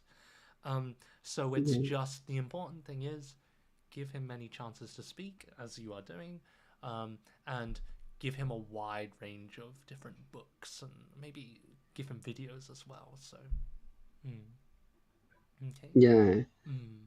Okay. The good thing is he loves English. Oh, Okay. that's good. Even though I will work overtime sometimes, and he at home himself, he will be learning, listening to Pepper Pig, the Dragon Master, or the audios, all kinds of Mm. audios. He will learn. He will listen to them Yeah, himself. So that's exactly. good thing. Definitely. Mm-mm. Yeah. Okay, sorry, my time is up. No, My no, no, time is that's up. okay. No problem. Thank you so much for coming on stage. Okay. And yeah, thank you for sharing your story. I think a lot of other people in the chat got a lot of useful, information as well. So thank you, Jason. Thank you very much, Eric. Okay. Thank I'll you. Thank you. hopefully see you again in the future, okay? Okay. All Okay. right. Thank you. Please take care. See you soon. Bye for now. Thank Bye. you. Okay. See you. Oh, another great guy. Yeah, it's really difficult, isn't it? Dealing with children and finding the best way to teach them because not everybody has enough money to send them to an international school, and not everybody has the time to even talk to their child in English. So, yeah, it's really tough. I'm going to quickly go back and look at the comments while I was talking to Jason. There were a lot of people mentioning things. Uh, hey, everyone, thanks. Um, English, game, furniture. yeah, games are very good for children, but you have to be careful because they're a double-edged sword. Can be good, can be bad. Hi, Sarah. Graded readers are age specific, exactly. Yeah. The difficult thing is, of course, as an adult reading graded readers, you have to find your level. One piece of advice I will give, I've talked about this before, but any book, it doesn't have to be a graded reader, but any book you find in the bookstore or anything like that, to find if it's the right level, open to a random page, check the what do you call it? Just read the page from start to finish. It's okay if you don't understand the situation, but you can't mark in a bookstore. You're not buying it, so don't write anything, but count how many words you don't understand. And then, if you can understand, like maybe, I don't know, 90% or 80% or more, it's a good level. If it's like 70 or 60%, let's say 60% for example, that means every 10 words, there are 4 that you don't understand. So that means you're spending a lot of time looking up words. Now, you don't have to understand all words to understand the story and enjoy the story, but 60% is quite difficult. So I recommend, personally, I go for like 80, maybe 70% if I really love the topic. Someone's raised their hand and they've disappeared again. And then ORT readers, interesting. Is that another series? ORT readers available as audio on YouTube. That's a great recommendation. I'm going to check that out. Thank you, Sarah. And then there's always a Russian torrent tracker where you can yeah, if you don't mind being a pirate, you can download some of these things for free on the internet. And the internet is a very wide place. I think a lot of people torrent many things these days. So, and then yes, Jason, reinforcement begins with parents. Definitely reinforcement, very good word for psychology as well. Yeah, you'll both learn, you'll both earn confidence, and it's really good. You know, when you're a parent studying English, maybe the very young children will not understand or appreciate this, but once they grow older, especially as they compare themselves to other people and other families, they will realize that you as the parent, you're making a huge effort to communicate with them. And it's not easy studying English. So as they grow older, they'll be more grateful and they will respect you a lot more. Well, hopefully. Not all children become like this, but hopefully. Shadowing, thank you, Lily. Another really good, how do I say it? Another really good suggestion. And then, wonderful. I like that people are asking each other how they're doing in the chat. But yes, okay. So, does anyone else have any questions or anything? I'm trying to think of other useful resources. If you want to do some self-study, maybe I'll talk about this in the future.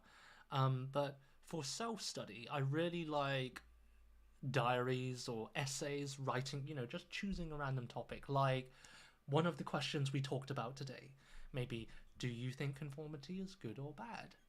Have you ever had mixed feelings? Anything like that is a great way to learn new vocabulary by searching in the dictionary or just reviewing stuff that you've learned before, for example, in this seminar. So, what's it? I have one. When do you begin your live stream usually? So usually I begin on Saturdays, it's usually around 12:15 p.m. afternoon in the UK time. Because in the morning I have some other chats. I actually had some Japanese lessons this morning. And then on Sunday, I don't always stream on Sunday. Well, I don't always stream on weekends. Sometimes I'm busy on the weekends. But yeah, usually Saturday afternoon or maybe Sunday morning. Usually in the morning I'm free, okay? But I always post on my moments and I say, hey, I'm going to do this at this time, so join if you like, okay? Good question. Thank you very much. You're a much needed breath of fresh air. Oh, what a beautiful English sentence. And at the same time, I am very touched for the wonderful compliment. Thank you very much. Honestly, how do I say it? When I'm teaching people one-on-one, I don't normally get so much open feedback. So hearing your comments and all of these things, it's really touching. So thank you so much. It gives me a bit more confidence. But who knows, maybe if you compliment me too much, I'm going to become overconfident and arrogant. Yeah, I'll be like, oof, I'm the best teacher ever. No, hopefully I never become like that. But yeah. Oh, sorry, I saw Iris. Are you born in England? Yes, I am. I'm from the UK. You can see in my profile the British icon. I know a lot of people don't put their real nationality or country in their profile, but in my case, I am actually from the UK, but my mother's from Hong Kong and my father's Malaysian, which is why I look Asian, but I am British. All right. And then any other questions? After doing this live stream, I really feel like I see everybody studying really hard, typing a lot of answers. It makes me think I need to study more. I'm getting really lazy these days. Maybe tonight I will do more study. But there you go. Can't wait to see you again. Thank you, Sarah. I appreciate it. Please do come if you're free. But again, if you're not free, I'm going to try and upload all of these seminars on YouTube, so you can find it there. Because I know all of you adults, everybody, super busy. So sometimes it's difficult to match the timing, which is why I try to upload it on YouTube. Okay? Are you a streamer? No, I'm not. Well, I just started streaming regularly, maybe like 2-3 weeks ago. So I wouldn't say I'm a streamer. It's not my full-time job. It's the same with YouTube. I try to upload a video every week.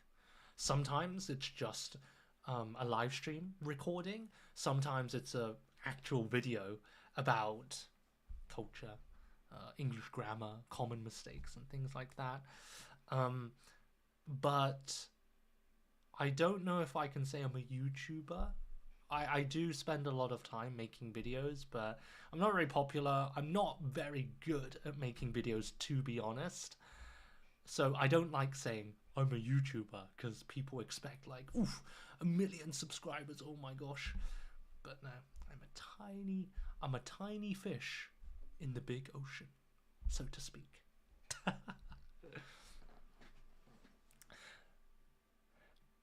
Oh, you missed the whole lecture, even though you voted for the topic. No worries.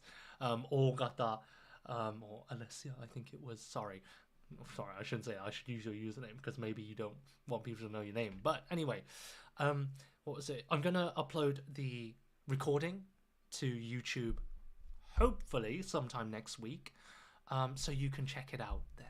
Okay, so don't worry too much. You should look a lot like your mother. I should? Do you mean you must? This is a common thing. Be careful. Should is like giving advice. So if you want to say like there is a high chance, I would say you must. You must look like your mother. Or something like you're talking to your friend that's super tired, and then you guess, you're not sure, but you're confident. You say, oh, you must have had a lot of work today. And then your friend might say, yep, you guessed it. Ugh, absolutely terrible. So yeah, be careful with that. But very good. Well done. Who was it? Sorry.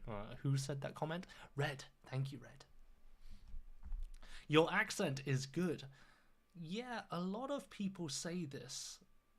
To be honest, I don't like my accent that much. But yeah, thanks to comments like all of you, I have become okay with my voice. I don't hate my voice so much now. Thank you. My master's major is English interpretation. Could you give me some recommendations for applying to jobs in England? I will be very honest, Iris. I know nothing about English interpretation jobs. I think Google is your best friend here. I know that's not the best answer, but Google knows a lot more than I do about this. Maybe look for some job searching websites. Can I think of? It's funny. I've never searched for a job in the UK, so I don't know much about job hunting in the UK. I've only worked online or abroad, so I'm really sorry I can't help you. But if I do think of a recommendation, I will let you know definitely. But yeah, that's a tough one. My name is remembered. I'm flattered. Of course, gotta remember the regulars, right? I saw you in another stream, speaking. What was it? It was really cool to see you taking part in all of these streams. Very well done. So how many languages do you speak? Do you speak Cantonese or Mandarin? Good question. I talked about this in a previous stream, but I talk English mostly with friends and most of my family, but my mother, she doesn't really. It's not she doesn't like, she's just more comfortable speaking Cantonese, which is her mother tongue. So I talk to my mother in Cantonese, and everyone, my brothers and my father, speak to her in Cantonese as well. But when we speak to each other, not my mother, we usually just speak in English. But we are comfortable speaking in both languages. We do a lot of code switching. Um, so yeah, it's really weird. I don't really know why, but yeah, a lot of like one moment it's like "Hiya, 冇咁啦" or something. You can hear it, and then I was just like, "Oh, whatever. It's okay. Don't worry about it. You can tell. Can you guess what I'm saying? No, it's just a joke, but yeah. What was it? Your eyes are small. Yeah, I know. Sometimes when I make funny faces in photos, I like to make funny faces, or I do the opposite. I'm like, yeah. By the way, if you are Asian, it's okay. But if you are not Asian and you go to another country and you do this, it's very racist. It's known to be very rude. So be careful. Don't do that. If you're Asian, you're okay because, well, you're Asian. You're making fun of yourself in a way. Of course, avoid it. Don't do it. But just in case. But I will be honest. I haven't done that, but I make fun of myself being Chinese sometimes because it's just a joke. British people like making fun of themselves. But I wouldn't make any of these race jokes with people I don't know very well, so be very careful. I like your smile. Oh, thank you, Vivian. I am doing my best to keep my teeth clean. When I was younger, I did not clean my teeth a lot. I ate junk food. I drank a lot of Coca-Cola.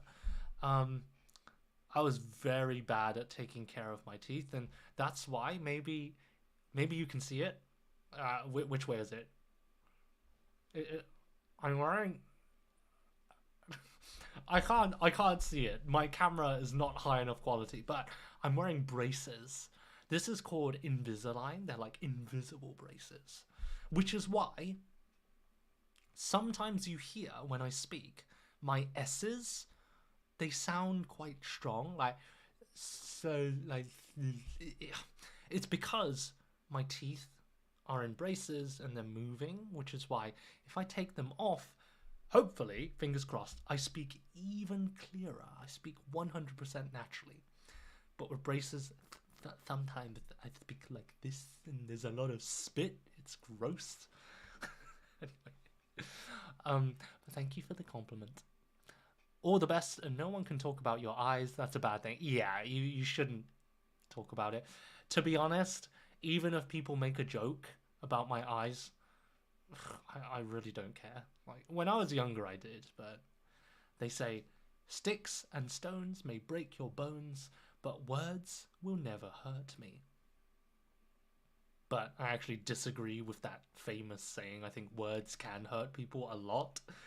But yeah. How do you keep yourself relaxed when you feel pressure? Oof, that's a good question.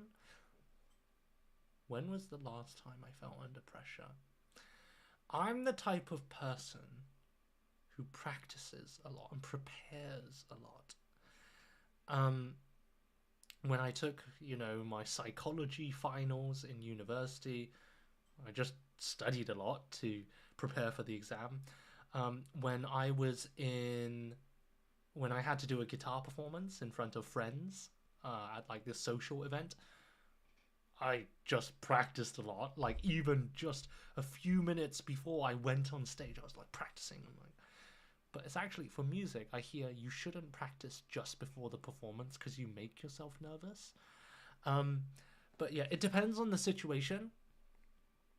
But generally, I just try to prepare a lot. Earlier, I was panicking when I had a lot of technical problems. The camera wasn't working, and the stream was not working. But yeah, I am not good under pressure, I think, generally. When I was a teacher, when I first began teaching, I was so nervous. I was like shaking. I couldn't eat lunch because then I feel sick for my afternoon lessons. And oh my gosh, I was panicking. But now I'm very comfortable live streaming, recording videos, doing all of this stuff. So yeah, I guess it's just practice. Practice makes perfect. That's what they say. But good questions. All right. And any other questions? I think the YouTube stream, is it still going? It is, yeah, okay. Good. I have all of this recorded. Oh, I need to ask them. Yeah, okay. What do you do when everything seems going wrong? Ooh, that's a good question. What do you do when everything seems to be going wrong? Well, it depends on what's going wrong, right? Like, when I had the technical problems earlier with the camera and stuff, you have no choice but to just continue going. You just got to try and fix the problem. If you feel like, oh, I can't fix it, you just have to apologize, be honest, and say, hey, my mistake. I don't know why this is happening, but I apologize. Sometimes it's important to accept that things will go wrong, and sometimes you can't fix it in that moment. So then you promise and you say, hey, I do this a lot when teaching. Sometimes my student will ask me, by the way, how do you say this? Or what's the difference between this and this word? And I say, that's a really good question. I'm actually not sure. Teachers, sometimes we feel like we have to know everything. We don't. We're only human, right? I'm not a genius. I'm very average IQ. So, but it's okay to just say, I don't know, but I'm going to research, I'm going to look online, and I'm going to ask some people, and I will get back to you. I will tell you later, okay? So, yeah. Sometimes things go wrong. You just have to deal with it. But yeah, it does depend on the situation. Hi, are you taking anyone on stage? I am, yeah. If you want to come on stage, chat, ask a question or something like that, yeah, definitely. And then sent to host. Oh, what was it? I will quickly take you on stage. I'm just reading. Yes, indeed. Life as a teacher, have to keep learning. Pretty much, yeah. That's a very good point. You just gotta keep learning, and just accept you'll never know everything. And the people that think they know everything, you should doubt them. Be very careful. Hassan, I'm gonna let you come on stage. Let's have a look. I'm gonna take a quick drink. Hello. Hi Eric, how are Oh, you? hello, Hassan. Nice to meet you. Yeah, thank you so much for taking me No on the stage. worries, no worries. By the way, I hear a very loud crackling noise from your microphone, maybe. I think maybe the connection, if maybe it's like sticking out a bit. Oh, I think that's better. Oh, it started again. I think, yeah, it's when Is you it okay hold now? that. Yeah, I can hear you now. Yeah, but you might have to hold it there. But how Yeah, are you it's doing? okay, it's fine. I'm doing fine. I'm Good, doing great. great. Actually, and I'm really it's really nice to meet you too. You are a very happy person and I yeah, pretend to be happy sometimes, but yeah, I'm generally quite cheerful and happy. yeah, you're very Mm. safe. No, thank you, That's thank great. you. Yeah. And Actually, like I'm in a training and in right. training actually I'm not used to allowed to use like electric device. Oh, okay. So, like sometimes I do use, but I'm not actually, like allowed. Oh, So I see. yes, that's why I have like some problem with my earphone, but I Mm. can actually buy now because Oh, I I see. cannot go outside. Okay, okay. Yeah, Right, I see. so it's actually difficult. Yeah, that sounds really tough. Yeah. Okay. You see like my hair and everything. Yeah, yeah, I see. It's because of that. No, that's Yeah, okay. crazy thing. Mm. By the way, did you have a specific question or something you wanted to share? About psychology. Oh, it could be psychology, English study, anything, like just something that we've talked about today. Or maybe you have a Okay, question. Hmm. yeah, first I want to know about you. Like, what do you Sure. do? Are you a teacher? Yeah, so I am a teacher. I teach online. I teach individual lessons during the Oh, week, one on one, online through Skype. And then on the weekends, I sometimes do these seminars and I make YouTube videos as well.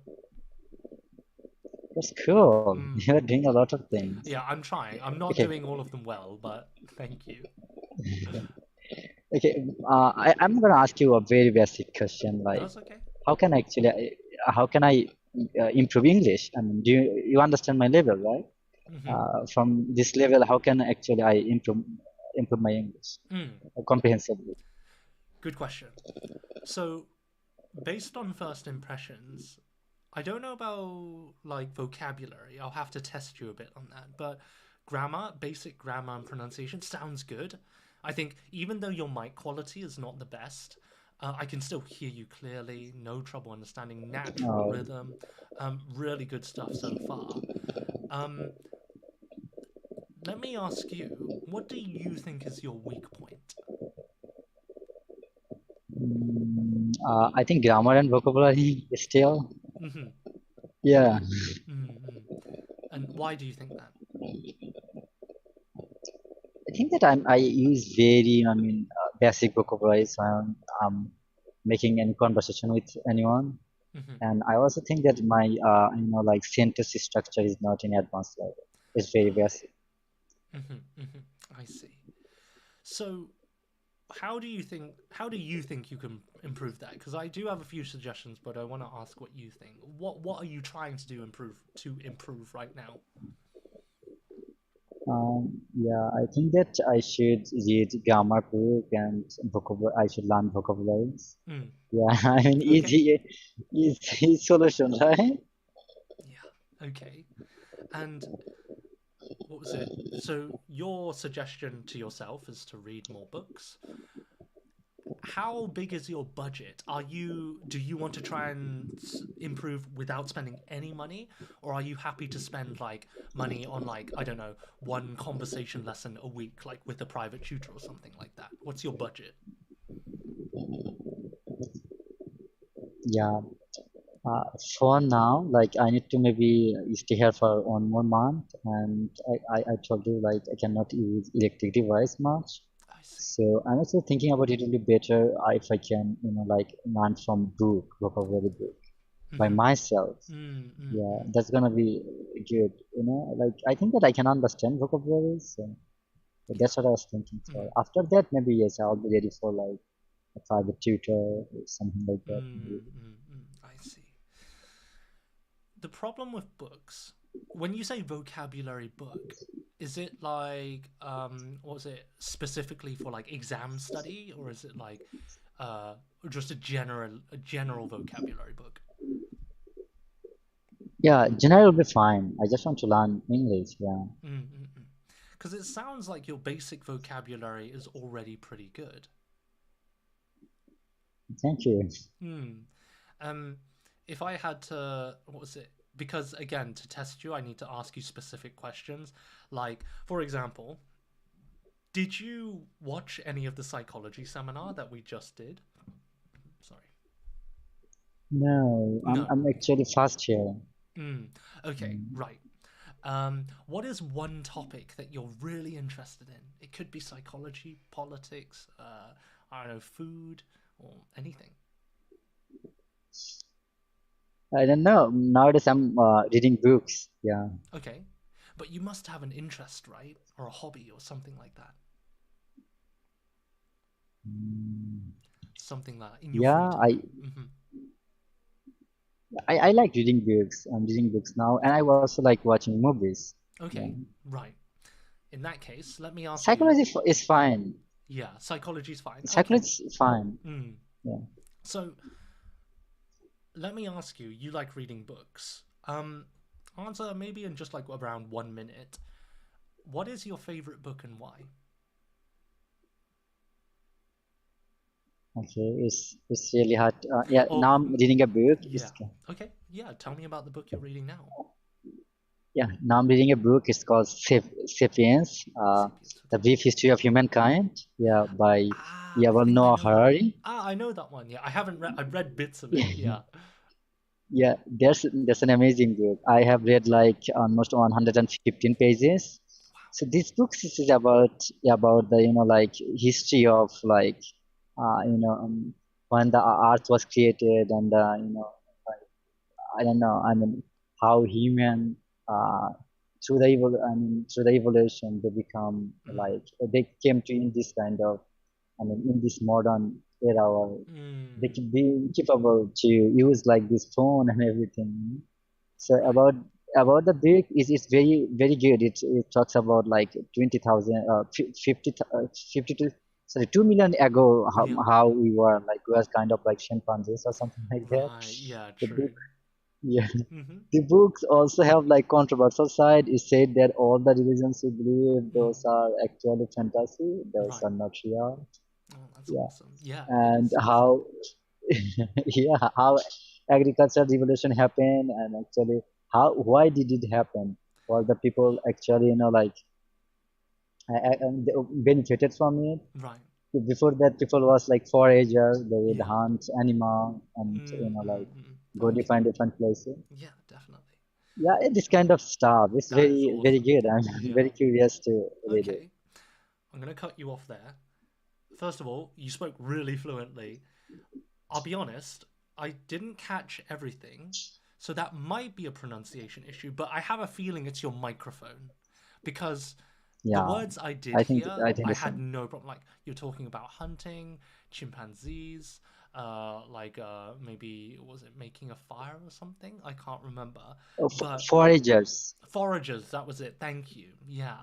So, what was it? I would definitely recommend books, great for input, but I would add a next step. Maybe one chapter in the book Homo Sapiens that you're reading. Maybe summarize just some key points. It doesn't have to be everything. It doesn't even have to be what the book was talking about. You can just mention the book and say, hey, this is what I thought, this is what I learned, but in my life, I realized that this story is true, or something like that. Like, kind of engage your thoughts, take the content as a starting point, and then use it to output. And especially if you highlight some words, try to use those keywords from the book in your own essay, because then you get both input and then output. Yeah, that's a very good advice. Yeah, I'm gonna try it today. Yeah, definitely.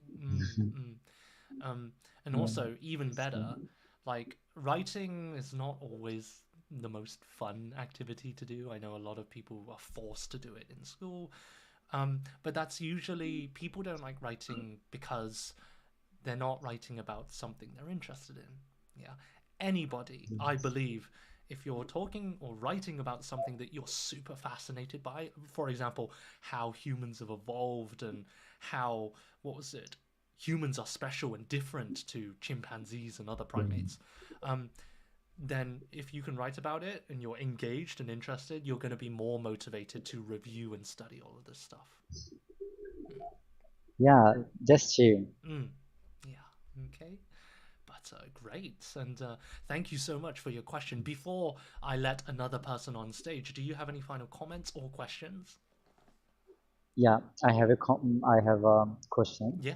Like, how can I actually improve my grammar? Grammar, good one. The only way is to have a native check your grammar. On HelloTalk, and this will be quite important for everybody here in the stream today, but on HelloTalk, people can correct your stuff, right? Your moments or whatever. I will say I don't always agree with these native corrections, because natives, it's like in your own language. Not even though you speak it as your first language, not everybody can teach or always give the best advice, right? Even if you're a native speaker. So I would say be careful with who you ask to correct your stuff. But to correct your grammar, the best way is, to talk to or ask a native to correct your sentences. Yeah, that's the best choice. You don't really have another choice. Yeah. Another thing is like AI tools like ChatGPT. This can actually sometimes help me. I used to. ChatGPT is a very, I would say, hit or miss. As you get to higher levels, it also depends on how different your native language is to the target language. As you know, if it's like comparing Japanese and English, they're completely different. The sentence structure, the culture, and everything. So translating, it's very easy to have a mistake, even with ChatGPT. But from French to English, it's generally quite accurate because they're geographically similar. But yeah, as your level gets higher and your sentences become more complex, and you want to, for example, I think you're already quite intermediate to advanced level, and you want to maybe express yourself with more nuance and special, like you want to emphasize certain things that ChatGPT cannot always do. I think humans are best for this situation when it comes to nuance. Of course. Yeah, of course, human service. Yeah. So yeah, thank you for taking me on the stage and helping me. Thank you so much for joining. It was really nice to talk with you. Yeah, it was really nice to talk to you, and I wish I had more time, but thank you for joining. Hopefully I'll see you in the future, and but for now, good luck with your studies. Yeah, you too. Thank you. Have a good day. You too. Take care. Bye. There we go. Another gentleman. Very nice. That was wonderful. There you go. So, I'm going to go back up. So that's very good. You're a great teacher. Thank you, Iris. And then sent to those. Yes, indeed. Life's a teacher. Positive. How do you always be positive? Whew. I'm not always positive. Especially, we have another person coming on stage. Before I accept, I'm just going to answer these comments. I'm not always positive. Actually, these days, like for example, I'm going to be honest because I don't feel I have to hide this. I spent a lot of time this year making YouTube videos on my channel, but they're still quite, in terms of views, they're very low. And it's not going as well as I expected, so I have mixed feelings about continuing, right? I'm not sure if I should continue making videos, because I don't think I'm very good at it. But on the flip side, these seminars, all of you joining here today, it went a lot better than expected.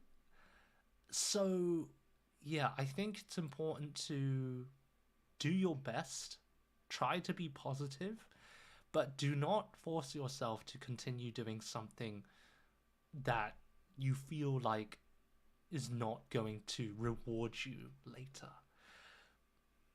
Doing your best is great, but it's also important to know when to give up for your mental health. Like, if you're in a job and it pays well, the salary is great, but you know you're not enjoying it, and it's a lot of stress on your life, you know, depression, mental health, all of this stuff. Don't force yourself to be positive and pretend you're okay. Actually, that's a lot worse. And that's why sometimes when I talk to my friends, I ask them, hey, how's it going? Are you okay? And I say, yeah, I'm fine. That small hesitation, or like, sometimes you can feel when somebody is not okay. And then, of course, I don't force them to say, hey, tell me your problems, yeah? What's wrong? Hurry up. Like, you don't want to force somebody to tell you. But sometimes it's nice to have a friend who asks you, hey, I noticed that, you know, you're not as energetic as usual. Is everything okay, or are you just tired? And then you push a little bit. Be polite. Are you sure everything's okay? And then they will choose if they trust you a lot. If you, again, it depends on your relationship, but they might say, actually, and then they open up to you. But others, they will still say, yeah, I'm fine. And in that case, you shouldn't push it, because maybe you're not as close as you think, or maybe they just need time to kind of figure things out. But that's just my opinion. Quite a magnificent smile. Why, thank you very much, Joy Boy Luffy. I feel embarrassed when people compliment me so much. I don't deserve so many compliments. Teacher, you're so polite. How can you keep smiling, which shows so natural and so comfortable? I like to say I'm a good actor. No. Sometimes I do pretend to smile and be positive, especially with children. Like, I'll be honest, I don't always like... Sometimes I don't mind, or I enjoy teaching children. But some children, they're very tiring and exhausting. And when I was teaching in the English school, there were some children who were always like, I don't want to study English, and yeah, I don't want to do this. I should really... Okay, he's disappeared. I can continue. I apologize. People keep raising their hands and I missed the timing, but anyway, I apologize. Yeah. Sometimes the more you pretend, actually you start to feel in a certain way. I didn't say that well. Let me give an example. At the beginning, I was nervous when I was teaching. I was nervous, I was scared, I was not confident, and I had a lot of confidence issues. But the more I pretended and the more I smiled, the more I noticed that on the inside, I was still nervous. However, the other person or my student's reaction started to change. The more I smiled and pretended to be happy, the more the students looked happy. Although I was pretending, I think the students were not. Their reactions were real. And I thought, wow, I'm pretty good at acting, you know, that's good. But then I realized that when my students feel happy, I feel happy. When they're excited, I'm excited. You know, humans are very easily affected by the situation and other people. So, sometimes pretending can actually become the truth or reality, is how I would say it. Okay? Conversely, on the flip side, if you act sad or depressed, or you don't make the effort to show that you're interested in the conversation, the other person is going to feel that and they're going to turn off, and they will also become less interested in the conversation, which is why being aware and self-conscious, understanding, oh, I'm not smiling a lot, or, you know, oh, I need to make eye contact. All of these things are super important for good communication. It's not just your language ability, because I know some people who have perfect English, really good English, but they have trouble socializing or making friends, and that is not a language problem, it's a kind of social skills problem. So, or maybe psychology or something like that. Anyway, I hope that answers your question, Joker.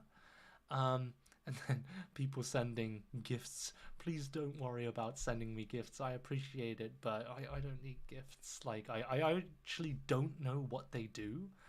But anyway, I'm new here. What's the topic? We're just talking about random things now that we finished the seminar. It doesn't have to be handwriting. Blogging would work too. Definitely, I agree. Any output. Some people prefer handwriting because writing notes physically, it helps connect better with their brain. But this doesn't work for everyone. So just pick what works for you. Typing, even making voice notes or speaking to yourself, recording your own voice, or handwriting. Anything's good, as long as you can continue and enjoy the process. Thank you for teaching us. You're the best teacher. I wish I was the best teacher, but I can still improve. I can be even better. I hope. Thank you, though. The goes with best. What do you mean by that? The goes with best. I'm not quite... The best? Do you mean best always goes with the? So the best something? I think that's what you mean. Try and show sad expression. You want me to be sad? Fine.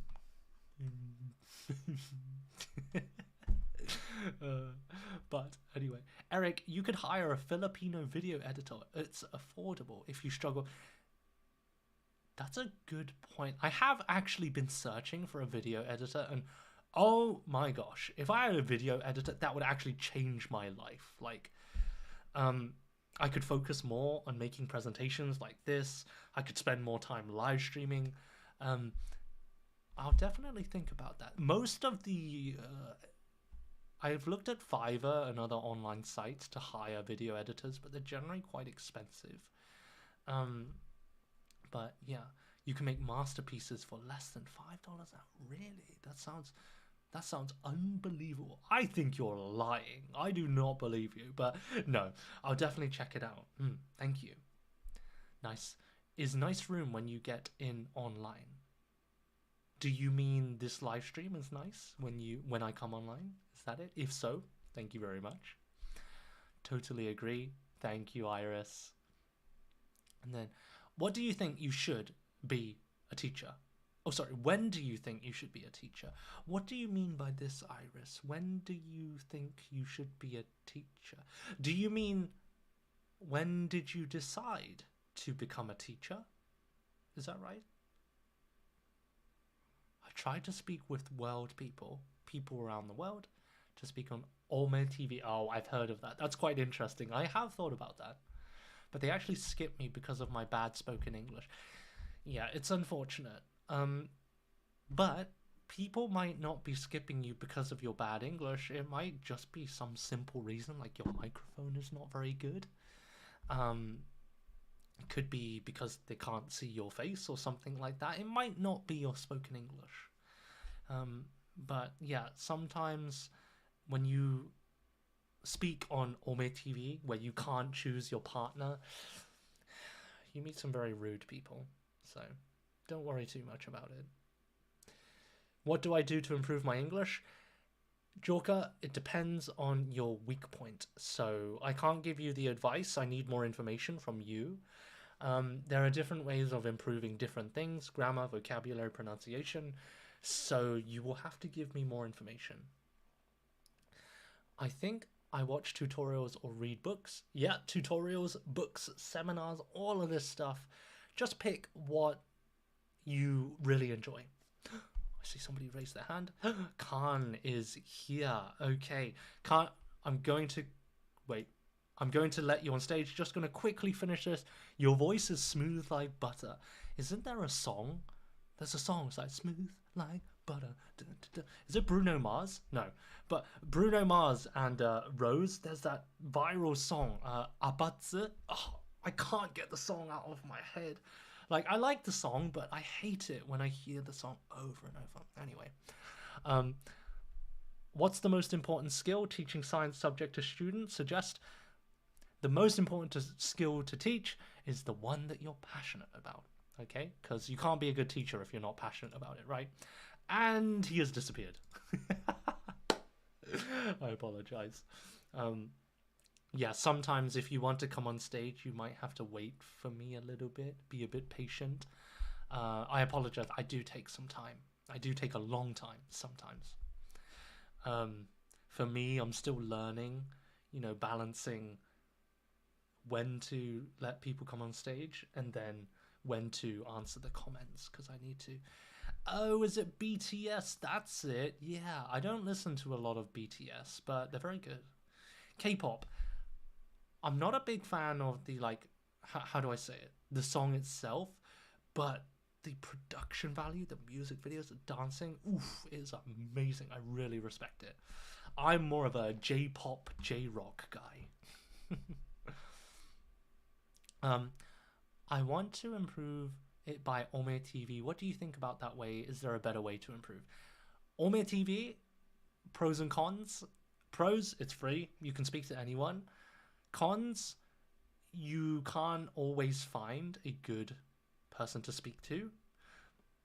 Personally, it's difficult, but on HelloTalk, not just HelloTalk, actually, I will share this with you guys. Let me quickly bring this up. Conversation Exchange. There's a great website that I've used. It's completely free. Let me share my screen. Tools. Share screen. Entire screen. And then this one. Okay. There is this website. Again, if you're in China, I'm not sure if you will be able to see it. But Conversation Exchange is a website you can use to connect with other people who want to study languages. Very similar to HelloTalk. It's a bit old school and a bit old fashioned. But can I show you without logging in? So if I say, for example, I'm studying Japanese. Oh, I can't see it. Where is it? Japanese. Of course, I want a native speaker, so I want to speak with somebody from Japan. Wait a minute. The partner, so describe your language partner, they are learning, and then you choose your native language, the language you can share or speak. So I would be English. And then you can even put your age range if you feel more comfortable speaking with somebody who's similar to your age. So I'm 29, so I might put 25 to 35, that kind of range.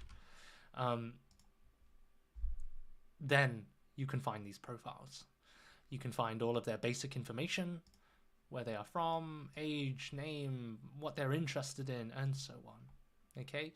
You get these ratings like, 6 people like this person, have had a good experience with this person.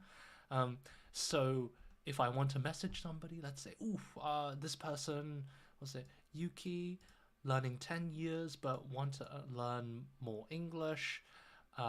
Sounds good. They like movies, reading, and contemplating life. Ooh, that's a lot in common. I also like this. Then I can click and message them. You do have to make an account, but it's very quick. But this conversationexchange.com. I'm going to put that in the chat. Bam. And here. Oh my gosh, it's like doubling. On there, on there, you can find some good language partners. It's the same with HelloTalk. You can also find some good partners on HelloTalk, but if you want more chances, then yeah, it does take time to search for and find a partner. Even if it's like dating, right? You can swipe or try to go through 100 people's profiles, but you might not find anybody that's a good fit for you. Maybe you don't have the same interests or you're not the same level. So finding a language partner is quite similar to dating a romantic partner. Finding somebody who you have a special connection with is not easy. But when you do, like, I'm very lucky. I found some people that have become very close friends, and we speak once a week. And some of these people I've been speaking for 4 years, 3 years, 2 years. That's a free language partner, like, for life. You know, well, it doesn't have to be life, but a long time, right? That's a lot easier than going on Omegle TV and trying to talk with random strangers all the time. It's good to talk to random strangers once in a while because you have new things to talk about. You can share stories that you've talked about before. But I would definitely say if you can find a lifelong language partner or a friend, just a good friend you can connect with, that's the best, in my opinion. Like, these days, I speak to like 3-4 friends like 4 times a week, and that means mentally I'm an extrovert. I enjoy talking to people, so mentally it keeps me healthy because I can connect and keep in touch with them. And also I can exchange languages. I can improve my Japanese, and I get a lot of time to learn new things from them, but of course I also teach them a few things. Right, that was a long answer. I apologize. How can I improve my spoken English? I sometimes forget suitable words during conversation. Good question, Nati. Thank you. Sometimes you have to accept you will always forget words. Even natives forget words sometimes, right? If you think your vocabulary, if you're forgetting words, this means you've studied it before, but you can't completely remember, or you haven't mastered using it. This tells me it's a problem with passive and active vocabulary. Passive vocabulary is stuff that's in your brain. You've heard it, you've read it before, but you can't use it, or you forget it in conversation. For this, my advice would be more output. So it can be writing or it can be speaking. Of course, random conversations, the word might not come up naturally in conversation. So sometimes you need to kind of set the topic. That is, when you talk to your friend, you might say, hey, by the way, is it okay if I talk to you about this?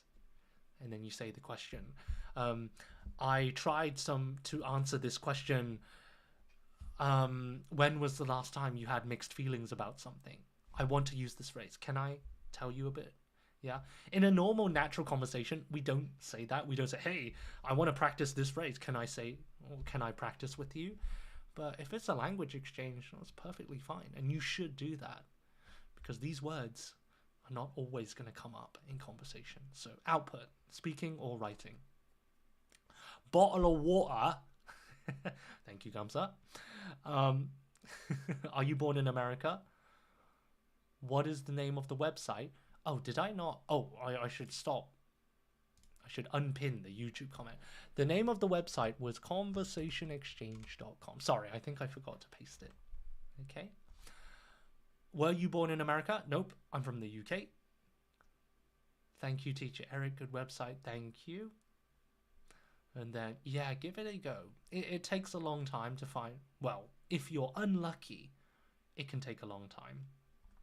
Of course, if you're a very likable person, in other words, easy to get along with, if you notice that you're a good speaker, or more than speaking, if you're kind, generous, polite, and you have a nice kind of personality, good sense of humor, you will find that other people will want to be your language partner more quickly.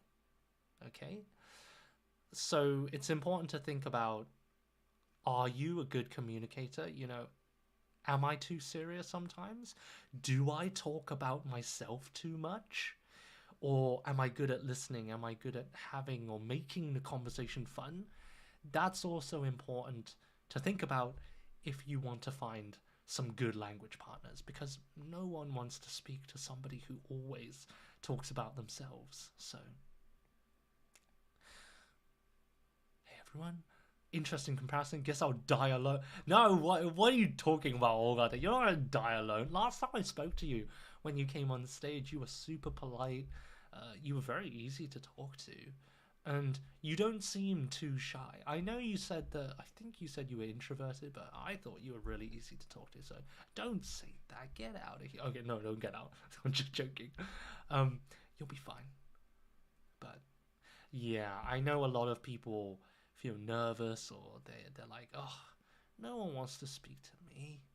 And to be honest, I did feel like that before I became a teacher, but after my confidence grew and I became better at speaking to people, now that's why I don't feel nervous. But I guess I'm lucky. Lucky the right word? I did work hard, but I became better just because it's my job to talk to and socialize with people. But I think a lot of you here in the stream today, you're smart. Most of you want to talk to people and you're quite sociable. So maybe in the future I'll do a seminar on how to be a good speaker. Not talking about language, but like the psychology of being a good speaker, like the balance of speaking and listening, how to have a good sense of humor or things like that. It's not always easy, but I do have some pieces of advice that I will share in the future. But anyway. Why is everybody following suddenly? Did I say something really smart? Did I say something really inspirational? Is that suddenly why everybody's following? I'm joking. Please don't take me too seriously. Sometimes I will pretend like I'm really arrogant and like I'm the smartest person in the world, but I'm being sarcastic, and this is a very British thing. British sarcasm has two sides of the same coin. One side, we pretend we're smarter or better than we really are, and we like to show off as a joke. And other times, we say, you think I'm smart? I'm a donut. This is a really weird phrase. In the UK, we say, if somebody is an idiot, we would say they're a donut. You know, the donut with the hole in the middle. I don't know why. Maybe the hole is where the brain is, so it's supposed to say like there's nothing in your brain. It's just bread outside, which is your head. That's my guess. But yeah, funny phrase. If you want to say somebody is an idiot in British English, you can say you donut, or you can also say you lemon. I have no idea about the lemon, why we say lemon, but you donut, you lemon, or I'm a donut, I'm a lemon. British sarcasm. You don't like donuts, so you use it. That is very good. It has a double meaning for you because you don't like donuts. That's very good. Yeah, I like that creative use of the word. How do you talk so pro? Sorry, 1 second.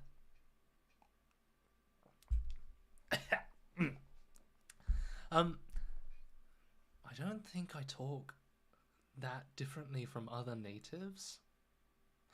I mean, maybe I'm good at speaking clearly, but even then, now I'm actually speaking what we say off the cuff. Off the cuff. Can I write this here? I'm speaking off the cuff, which means I don't have a script. I'm speaking naturally. I'm just thinking and speaking at the same time. In other words, I'm improvising. Speaking off the cuff or just speaking naturally and speaking well, it takes a lot of practice. And as a teacher, because I have to match my level depending on the level of my student. So if I'm with a beginner, I'm going to slow down. I'm going to use simpler words. But if I'm speaking to a very high level student, I'm going to use a lot more idioms. And actually, I speak more in a more complex way compared to my natural speech. In real life, I actually don't use that many idioms. Yeah, once in a while, and if it matches the situation. But when I speak to people teaching advanced students, I try to use more so that they have more chances to hear and ask, hey, oh, by the way, what did you mean by this? But yeah. What was it? Sorry, my mind went blank. See, you can see I'm not a pro. My mind goes blank all the time. It's just practice and experience. As you talk to more people, you'll become less nervous. One useful thing to become a better speaker is find your weak point or understand why you're having problems speaking. Because it's like being a doctor or being sick. Depending on the cause of the problem, the treatment is completely different. If I don't know, if somebody has a heart attack, giving them a few painkillers isn't gonna solve anything. They're still gonna die, right? So it's the same. If you tell me, hey, I want to improve my English, I think my grammar is not good enough, but actually the real cause is maybe your vocabulary, or maybe it's a confidence issue, like you're nervous, you're stuttering, then the problem isn't your grammar, it's maybe being nervous or vocabulary. You need to find the right cause so that you can get the right treatment plan. If grammar's your problem, similar to the guest we had earlier, talk to a native, be corrected, get lots of correction, do lots of writing. Quick point, writing is better for correcting grammar than speaking. Because when you speak, I'm teaching you, I'm thinking about so many things at the same time. I'm listening to your pronunciation, your vocabulary, and then if you use a word in the wrong way, I have to think of the right word to give you. Even as an experienced teacher, I've been doing this for 7 years, it's hard for me to focus on one thing because I'm trying to listen to all of your mistakes and pick the most serious one. But if you're just writing, I don't have to worry about listening or anything like that. I can take my time. I can reread it. So writing is better for grammar correction, especially because you can read it yourself and then go over your mistakes. And as you read your own corrections, you find, oh, I always make this mistake. I always forget the past tense. But when you're speaking, you're so focused on what you're saying right now and the person in front of you, you don't have the time to review and slowly think about these things. So, but anyway, I went completely off topic. Yeah. Talk to a teacher, ask them, have a lesson with them. Even better if it's a teacher that knows you very well, like maybe you've had 5-10 lessons with them. Ask them about your weak point. Even better if you ask different teachers, because different teachers might give you slightly different advice or might notice different things. And then pay attention to their notes, find your most serious problems, and then the next time you write or speak, pay attention to these problems. I'll give you an example. When I speak Japanese, I often use filler words too much. These are meaningless phrases that help buy time and they're natural, but they don't give any meaning. For example, it's like, for example, I can use these in most sentences and it won't change the meaning, but it sounds natural, right? But when speaking, if you use them too much, I use them like my brain just unconsciously goes there when I don't have an answer, which is very bad because I notice myself. So what I do, I get this like sticky note and I write the phrase or the note that I want to be careful of. So I write the phrase in Japanese. I say, なんか, だって, or something like that. I'll write that. I'll stick it right next to my webcam. Yeah? Oh, you can see. What is this? Oh, those were just random notes. Anyway, I'll stick it right next to my webcam. So every time I look at the webcam, I can see, oh, I don't say that word. It's like it's always in my brain. I'm always paying attention. Yeah. So that's one of my pieces of advice. How can I expand my vocabulary? I'll explain it very quickly. Read books, listen to podcasts, talk to natives, and take part in these seminars and things like that. How can I practice writing? How can I practice writing? Either write a diary, if you're beginner to intermediate, write a diary about your everyday life. After that, because your everyday life, it doesn't always change, you know, sometimes nothing interesting happens. In that case, pick a topic that you want to talk about: psychology, fashion, recent news story, and then set yourself a question. It's easier to write if you have a question to answer. Yeah. In free conversation, sometimes we just don't know what to talk about. Like, how are things? How sorry, my brain is not working. How's everything going? Nothing special. Then you catch up, you share your stories, and then silence. But if you ask a question, for example, by the way, did you see the seminar the other day? What did you think? Or like, oh, I don't understand this phrase. Can you explain it to me? Like, what does this mean? When you have a set question, it's so easy. There's a direction, and you can write and answer that question. And if you go off topic, that's fine. That's still output. As long as you're using these key phrases, like today, we had things like have mixed feelings about, what was it, conformity, and all of that stuff. As long as you're using these phrases, then your vocabulary will expand, and you can practice writing. All right, I think that was it. A person raised their hand and they disappeared again. I apologize. But yeah, good questions. Well done.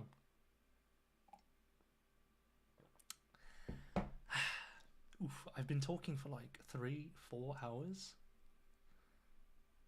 My brain, oh my gosh, I'm getting dizzy. I think I need to have lunch soon.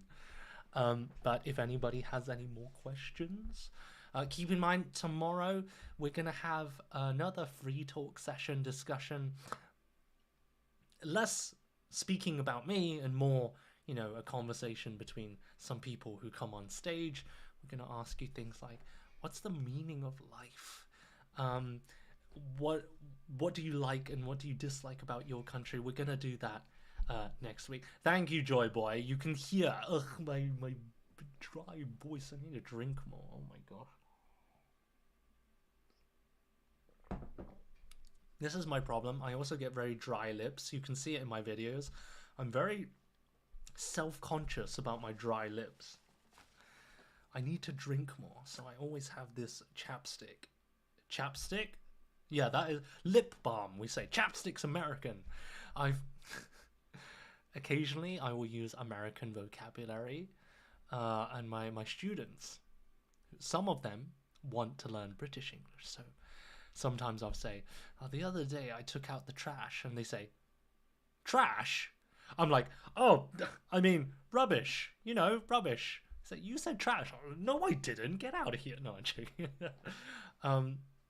But yeah, occasionally I use American words, and to be honest, I think most people nowadays have a mix of American and British English. Of course, mostly British or American, but yeah.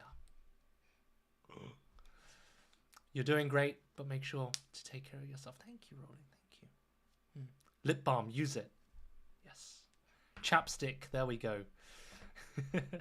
Thai called, I cannot read that. Chips and French fries.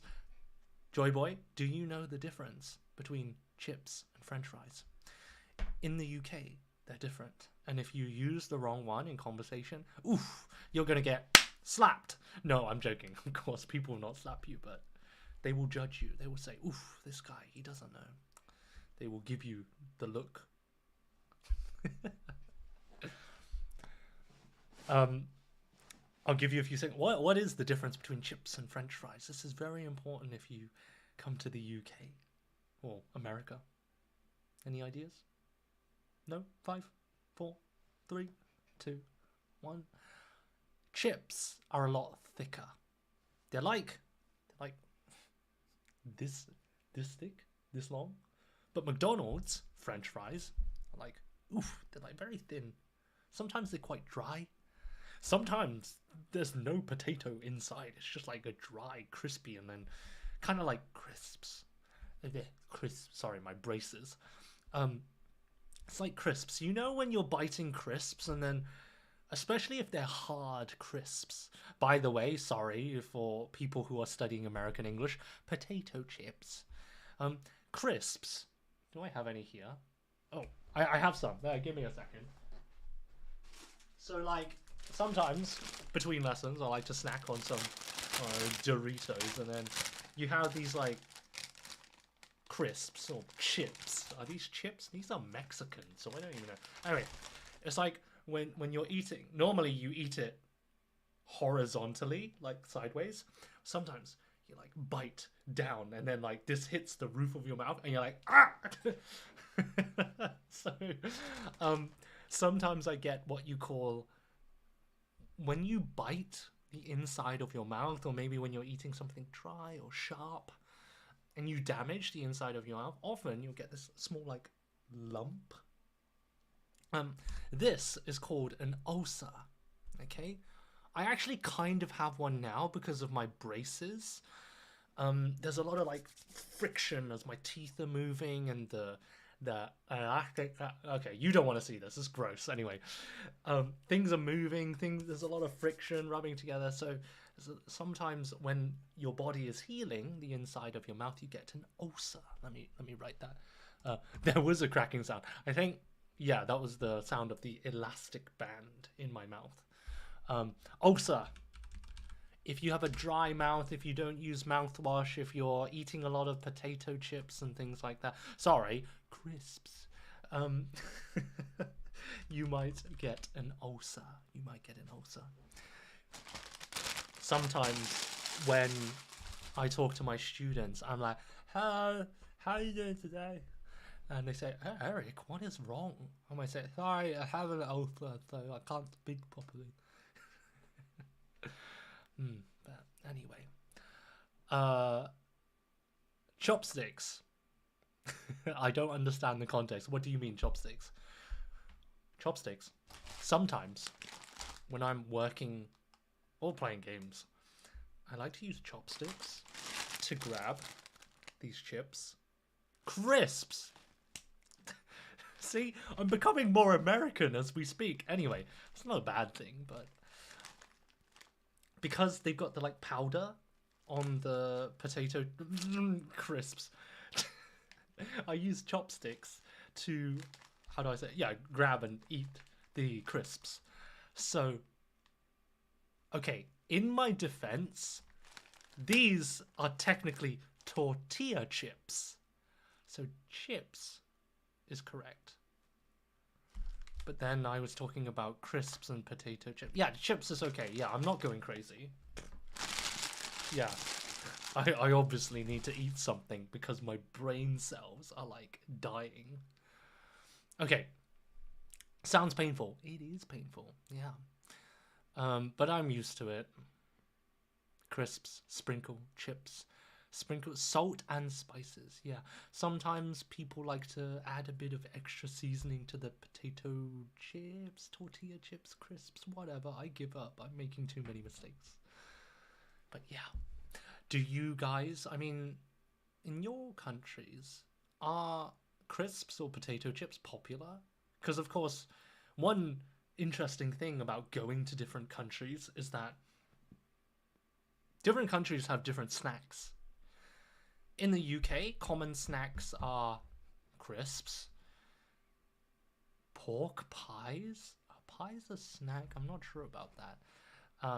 Chocolate, very normal, boring. Is there any interesting snack? Beef jerky? That's more American, I think.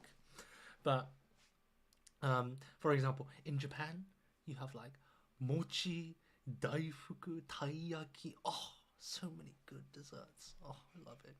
The UK sucks. Anyway, have you tried the spiciest chips, which are really so spicy?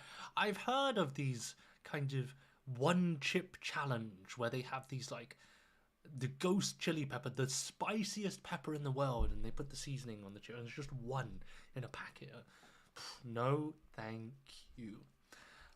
I really like those. Have you ever tried it? Buldak, buldak. I don't know. Ramen. It's like Korean.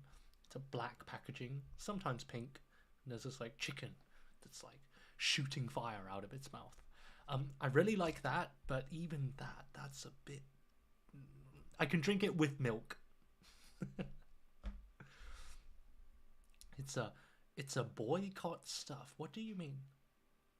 Spicy ramen. Oh, I love ramen. Oh.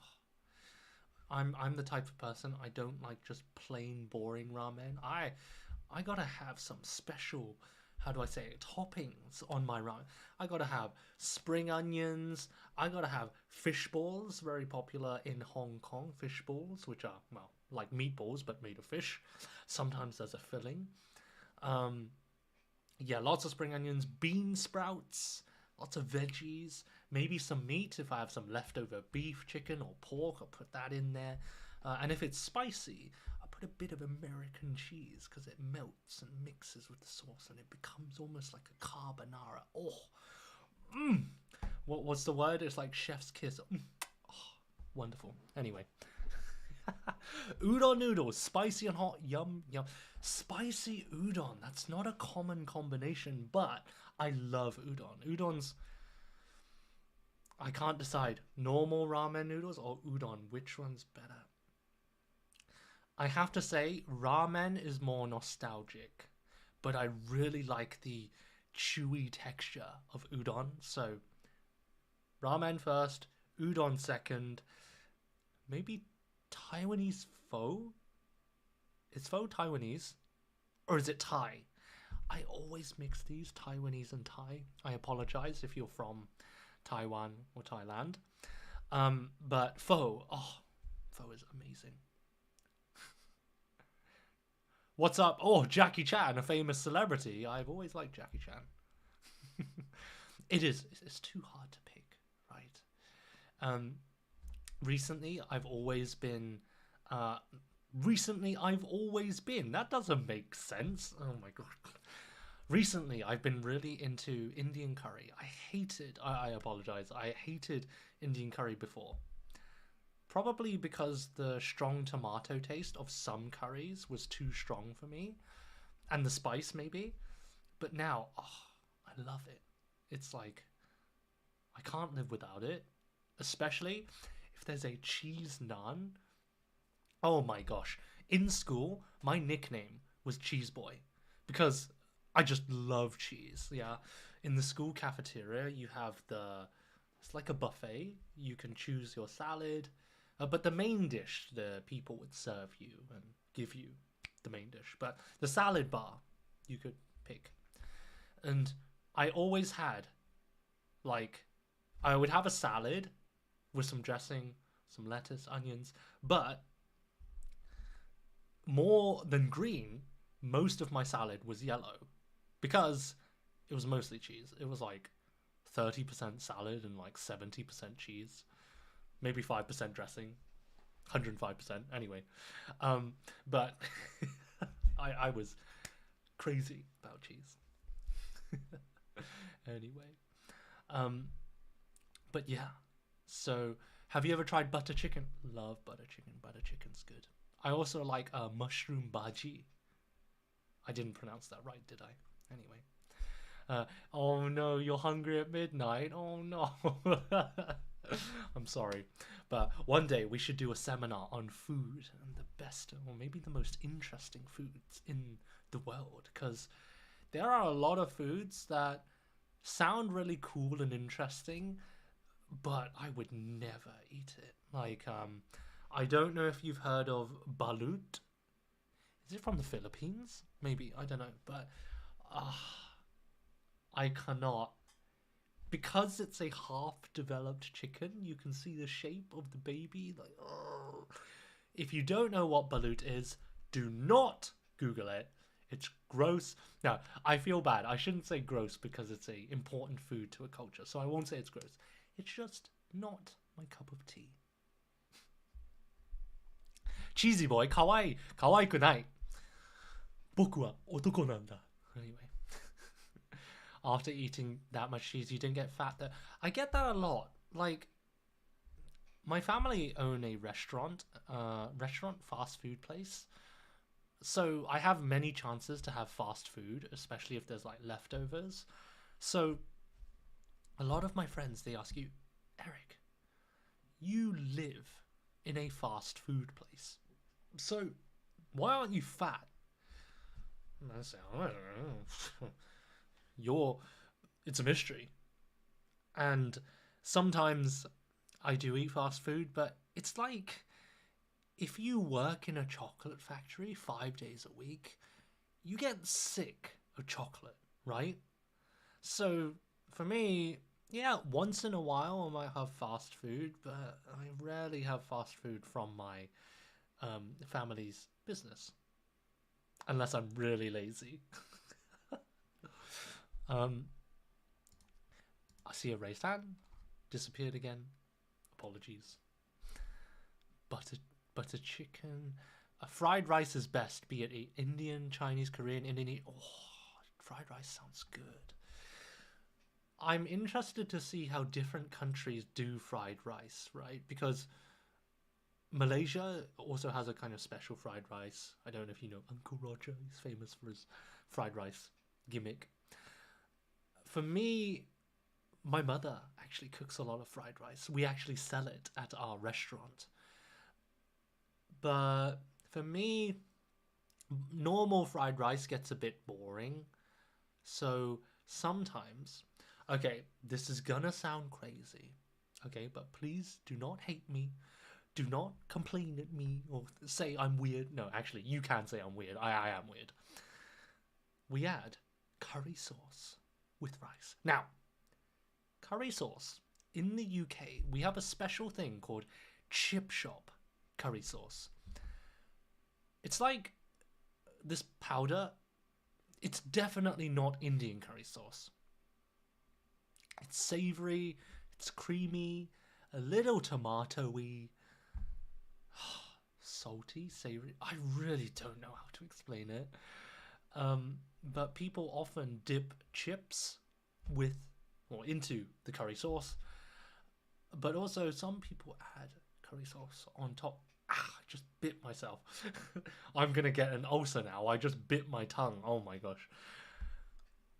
But some people add curry sauce on top of the fried rice, and I don't add too much, just a little bit, but it's a nice breath of fresh air. It's a nice change, yeah. So, balut is definitely fast metabolism. True, yeah. I mean, I do go to the gym these days. Yesterday I tried to go to the gym, and then, damn it, my phone's there, so I can't show you. But I just realized the gym is closed for a month. So I had mixed feelings. A part of me was like, oh, yes, I don't have to go to the gym. I can relax. But then another part of me was like, no, I have to at least do some push-ups on the floor or something. Like, I don't want to lose all my gym effort from the last year. So, but anyway, you're one of those kinds of people who eat a lot but are still so slim. Yeah, I will say I do think I'm genetically quite lucky. It's weird though, because my parents are really slim. My two older brothers. I think my brother's downstairs, but he probably can't hear me. He's quite big boned, I would say. Yeah. But big boned is a humorous way of saying fat. But yeah, I don't know why I eat more than my big brother as well, especially when I go to the gym. I need to eat more protein and things like that, so I don't know why. Anyway, sorry, let me just quickly check my phone. I need to check it's not exploding. Oh my gosh. I have a feeling that all this time, my phone has not been recording. Oh well, it's not the end of the world. Okay, what is it? I'm hungry. Yeah, I'm really hungry as well. It is coming up to 4 p.m. Okay, I really need to stop this stream soon because I've been streaming for 4 hours and I didn't have any breakfast. And it's 4 p.m. So I've already missed lunch and brunch. But the weird thing is I don't feel that hungry right now. But the more I think about food, the more... Yeah, okay, now I am getting hungry. You can try Chinese egg fried rice is the top one. They have a really different method and it's so difficult. I've heard that, and based on how my mother makes it, she says there's this thing called wok hei. Wok meaning wok, the Chinese wok, you know, the special round, not a saucepan, not a pot, it's this Chinese wok. Woks start metallic, they're silver, but over time they become black because stuff burns. Normally it's almost smoky, but actually this is good because the mixture of the oil and smoke, almost, it gives the fried rice a unique flavor, almost a slightly smoky flavor, which is why if you cook fried rice in a brand new wok, it tastes a bit different. Okay, I was quick at finding that person that raised their hand and they instantly disappeared. Anyway, whatever. You can try banh mi in Vietnam. I've heard of banh mi. It's like a sandwich, right? Oh, I really want to try that. I will say, British food is generally not famous for being good, but there are some really nice dishes, like a good pie. We have a lot of pastries, and we sell them at our shop as well. We have minced beef and onion pie, which is like minced beef and onion with gravy, and it's all contained in this pie. It's a nice pastry, nice snack, beautiful. Chicken and mushroom pie, Cornish pasty. I'll teach you about British food some other time, but I joke a lot about British food being rubbish. It's terrible. But actually, we do have some really nice, like scones with jam and cream. Oh, absolutely beautiful. I am having Indian garlic fried rice. Oh, Indian garlic, that sounds so good. With some lentil soup. Oh, sounds very healthy. I'm glad you're not... Well, you're making me jealous now, Rolly. Oh my god. What time is it in India, by the way? Interesting. In Vietnam, banh mi is 15,000 dong. I have no idea how much that is. But I've heard that people who go to Vietnam from the UK or Japan, generally stuff is quite dear. Oh, only $1. Is that American dollar? If that's the case, that is so cheap. Holy moly. We don't use fat word to address people, but we can say, your brother is so healthy.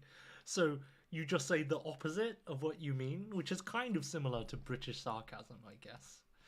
I apologize. I'm going to have to go soon, so I can't accept any other people. And they disappeared in 5 seconds anyway, so... So you just say they're healthy when they're not healthy. So does that mean if somebody compliments you and says like, oh, your English is so good, does that mean they're saying your English is rubbish? Is it always like opposite day? No, it's not a sandwich. Oh, it's not a sandwich. Meat, vegetables, sauce, and a small bread. Okay, so what is the definition of a sandwich? Because in the UK, we say A sandwich is any filling between two pieces of bread. That is our definition of a sandwich. Now, this is a really stupid question, but pizza, it's not a sandwich, right? You cut a slice, you hold it in your hand, you just eat it like this. But if you fold it in half, is it a sandwich? Because the bread is on the outside, the cheese and the toppings are now on the inside. So, is a closed pizza a sandwich? A lot of people get very passionate. Some people say, no, it's not a sandwich. What are you talking about, you stupid donut? And some people say, why is it not a sandwich? There's bread on both sides. You can hold it like a sandwich. You can eat it like a sandwich. So surely it's a sandwich. I've had some funny discussions. I personally believe it is a sandwich. But I can understand why many people don't say it's a sandwich. If you heard of the Italian calzone, I think it's sealed. If I say it's like a pizza, I think Italian people will get angry at me. So it's like bread on the outside and the cheese and like meat on the inside. So it's kind of like a pizza. Anyway. Because I can't hear anybody talk, sometimes I feel like I'm talking to myself, and sometimes I get very excited, so I feel like if my brother is outside my room listening to me right now, he must think I'm crazy. Well, I'm kind of crazy, just a little bit. Yes, in my place, I see. What do you think about Italian cuisine? Oh, I love Italian cuisine. What was it? Oh! David, when you add an E, I don't know how to pronounce it. Are you from Italy? I think I see an Italian flag. I love Italian cuisine. I make pasta so often. Pizza is... If I say pizza is my favorite food, do I sound like a 5-year-old? Because if you ask a child, what is your favorite food? They say pizza, French fries, hamburgers. Okay, pizza is not my favorite food, or am I just pretending? It's one of my favorite foods. I will be honest. I can't lie. It's one of my favorite foods. But Italian food, absolutely amazing. I think the whole world loves it, especially in Japan. You're getting a lot of like Italian, Japanese fusion dishes. There's a Japanese branch or chain of Italian Japanese fusion restaurants called Saizeria, and they have, what do you call it? It's almost like a carbonara pasta, but they mix like spicy fish eggs. They call it tarako. No, mentaiko. In the UK, we don't have this. So this like unique fusion, it's carbonara, but it's got a spicy fishy taste. Oh, amazing. I love it. Sandwich is just filling between two bread. Yeah, I think that is the technical definition. Yeah, burger. Oh, I don't know if it's a sandwich. It's not really a sandwich, but because a burger is a burger, we don't call it a sandwich, but it's technically whatever. Calzone is closed on the border. That's right, yeah. It's sealed so that, you know, if you move it, tip it, nothing falls out, right? So, very similar to a Cornish pasty in the UK. I'm going to quickly teach you something very interesting. I was very surprised when I found this out. I'm going to quickly share my screen. How do I Give me 1 second. So, we have a calzone. I need to share my screen. I'm getting faster. Please wait. Here we go. Okay, right. On Hello Talk, I'm sharing my screen. So, you can see here. A calzone is like this. So you can see on the pastry, on the edge, they use a fork to close and seal the edge, and on the inside you have some delicious cheese, mushrooms, tomato sauce, all of that wonderful stuff. Similarly, although the crust, the edge, is a bit different. Cornish pasty from Cornwall in the UK is something like this. You can see there's a meat and I think it's meat, potatoes, mostly minced beef and potatoes in the middle as the filling. But the interesting thing is this crust, this part here, actually you're not supposed to eat it. Nowadays with food waste, actually we do eat it, but originally you weren't supposed to. And the reason was because here, I'm going to quickly show you this. So in this picture, if I open image in new tab, I'm going to zoom in. These are a bunch of coal miners. They were maybe 100, 200 years ago. Maybe, yeah, nowadays they would use machines. But coal is the black rock that we use for fuel to make fires and many things. And a lot of coal miners would actually eat Cornish pasties, yeah, for lunch. Okay? Now, the important thing is, open image in new tab, here we go. If you look at their hands, it's not very clear. Actually, they look quite clean here. Their faces might not be clean, but their hands are a bit cleaner.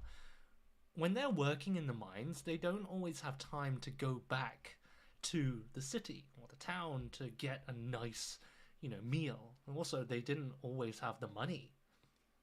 So a Cornish pasty was a very affordable, cheap option. It's just ground beef, potatoes, maybe carrots as well. They were very cheap. But the key here, the reason why there's a crust is because their hands were dirty from mining. So if you touch your pizza with your dirty hands and then eat the pizza, you're eating or taking into your body these poisonous chemicals.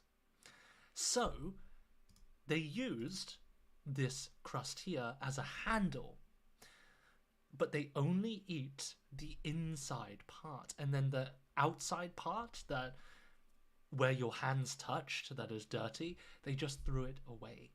This was a kind of the best way to eat for them, because they didn't always have the chance to wash their hands and go back to the city. So, oh my gosh, it's stop sharing.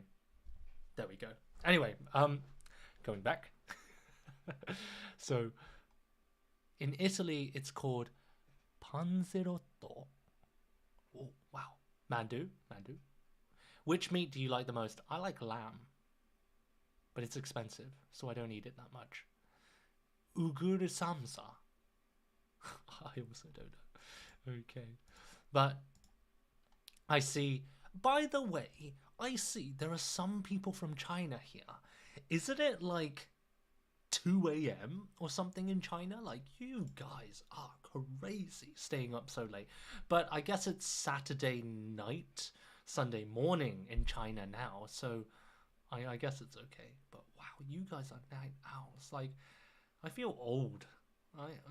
I go to bed at like 10 p.m. nowadays. Especially this morning, I had to get up at 5:30 a.m. So, partly because I had to prepare this seminar, but oh, it's 11 p.m. It's not too bad then. I miscalculated the time. But eat something. Your stomach is crying. I know, Joy Boy. Thank you, but I enjoy talking to you guys. But no. Do you live in York? I don't live in York. Not quite. I don't live in London either. I'm not going to tell you, but I live in the south of England. Anyway, I have to stop. Otherwise, I'm not going to eat. My stomach is sad. It's crying. And I need to gain a bit of weight. Okay, my stomach is actually rumbling now. I don't know if you can hear it. But anyway, before we finish today, I just want to, thank you guys. It was really fun today to talk to all of you. We had a lot of people, you know, in the seminar answering questions, and so many of you like giving me comments and more questions. It feels strange to talk to this camera by myself, but talking to you guys here right now and reading the chat, it's a very new, strange experience, but it's definitely something that I really enjoy, you know, especially because we have so many people from all over the world. Oh my gosh. So, have a wonderful evening, or afternoon, or morning, depending on where you are in the world. I will be doing another live stream tomorrow at 10 a.m. UK time, where, again, relaxed chat, similar to this, but there will be more structure.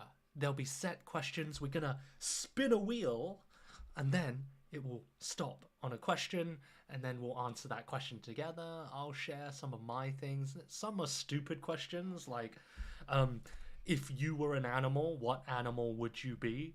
And some of them are a bit more serious, like what's the best way to study vocabulary and things like that. So if you want to join in and listen to that fun discussion tomorrow, that will be 10 a.m. UK time on Sunday, the 1st of December. Oh, it's already December, guys. Oh my gosh. Anyway, I will post on my moments about that again, but for now, thank you so much for joining today, and yeah, I'll see you either tomorrow or next time, maybe next weekend probably, if not tomorrow. But yeah, I love you too. I love you guys. Thank you. Take it easy, stay safe, and have a great day. Bye for now.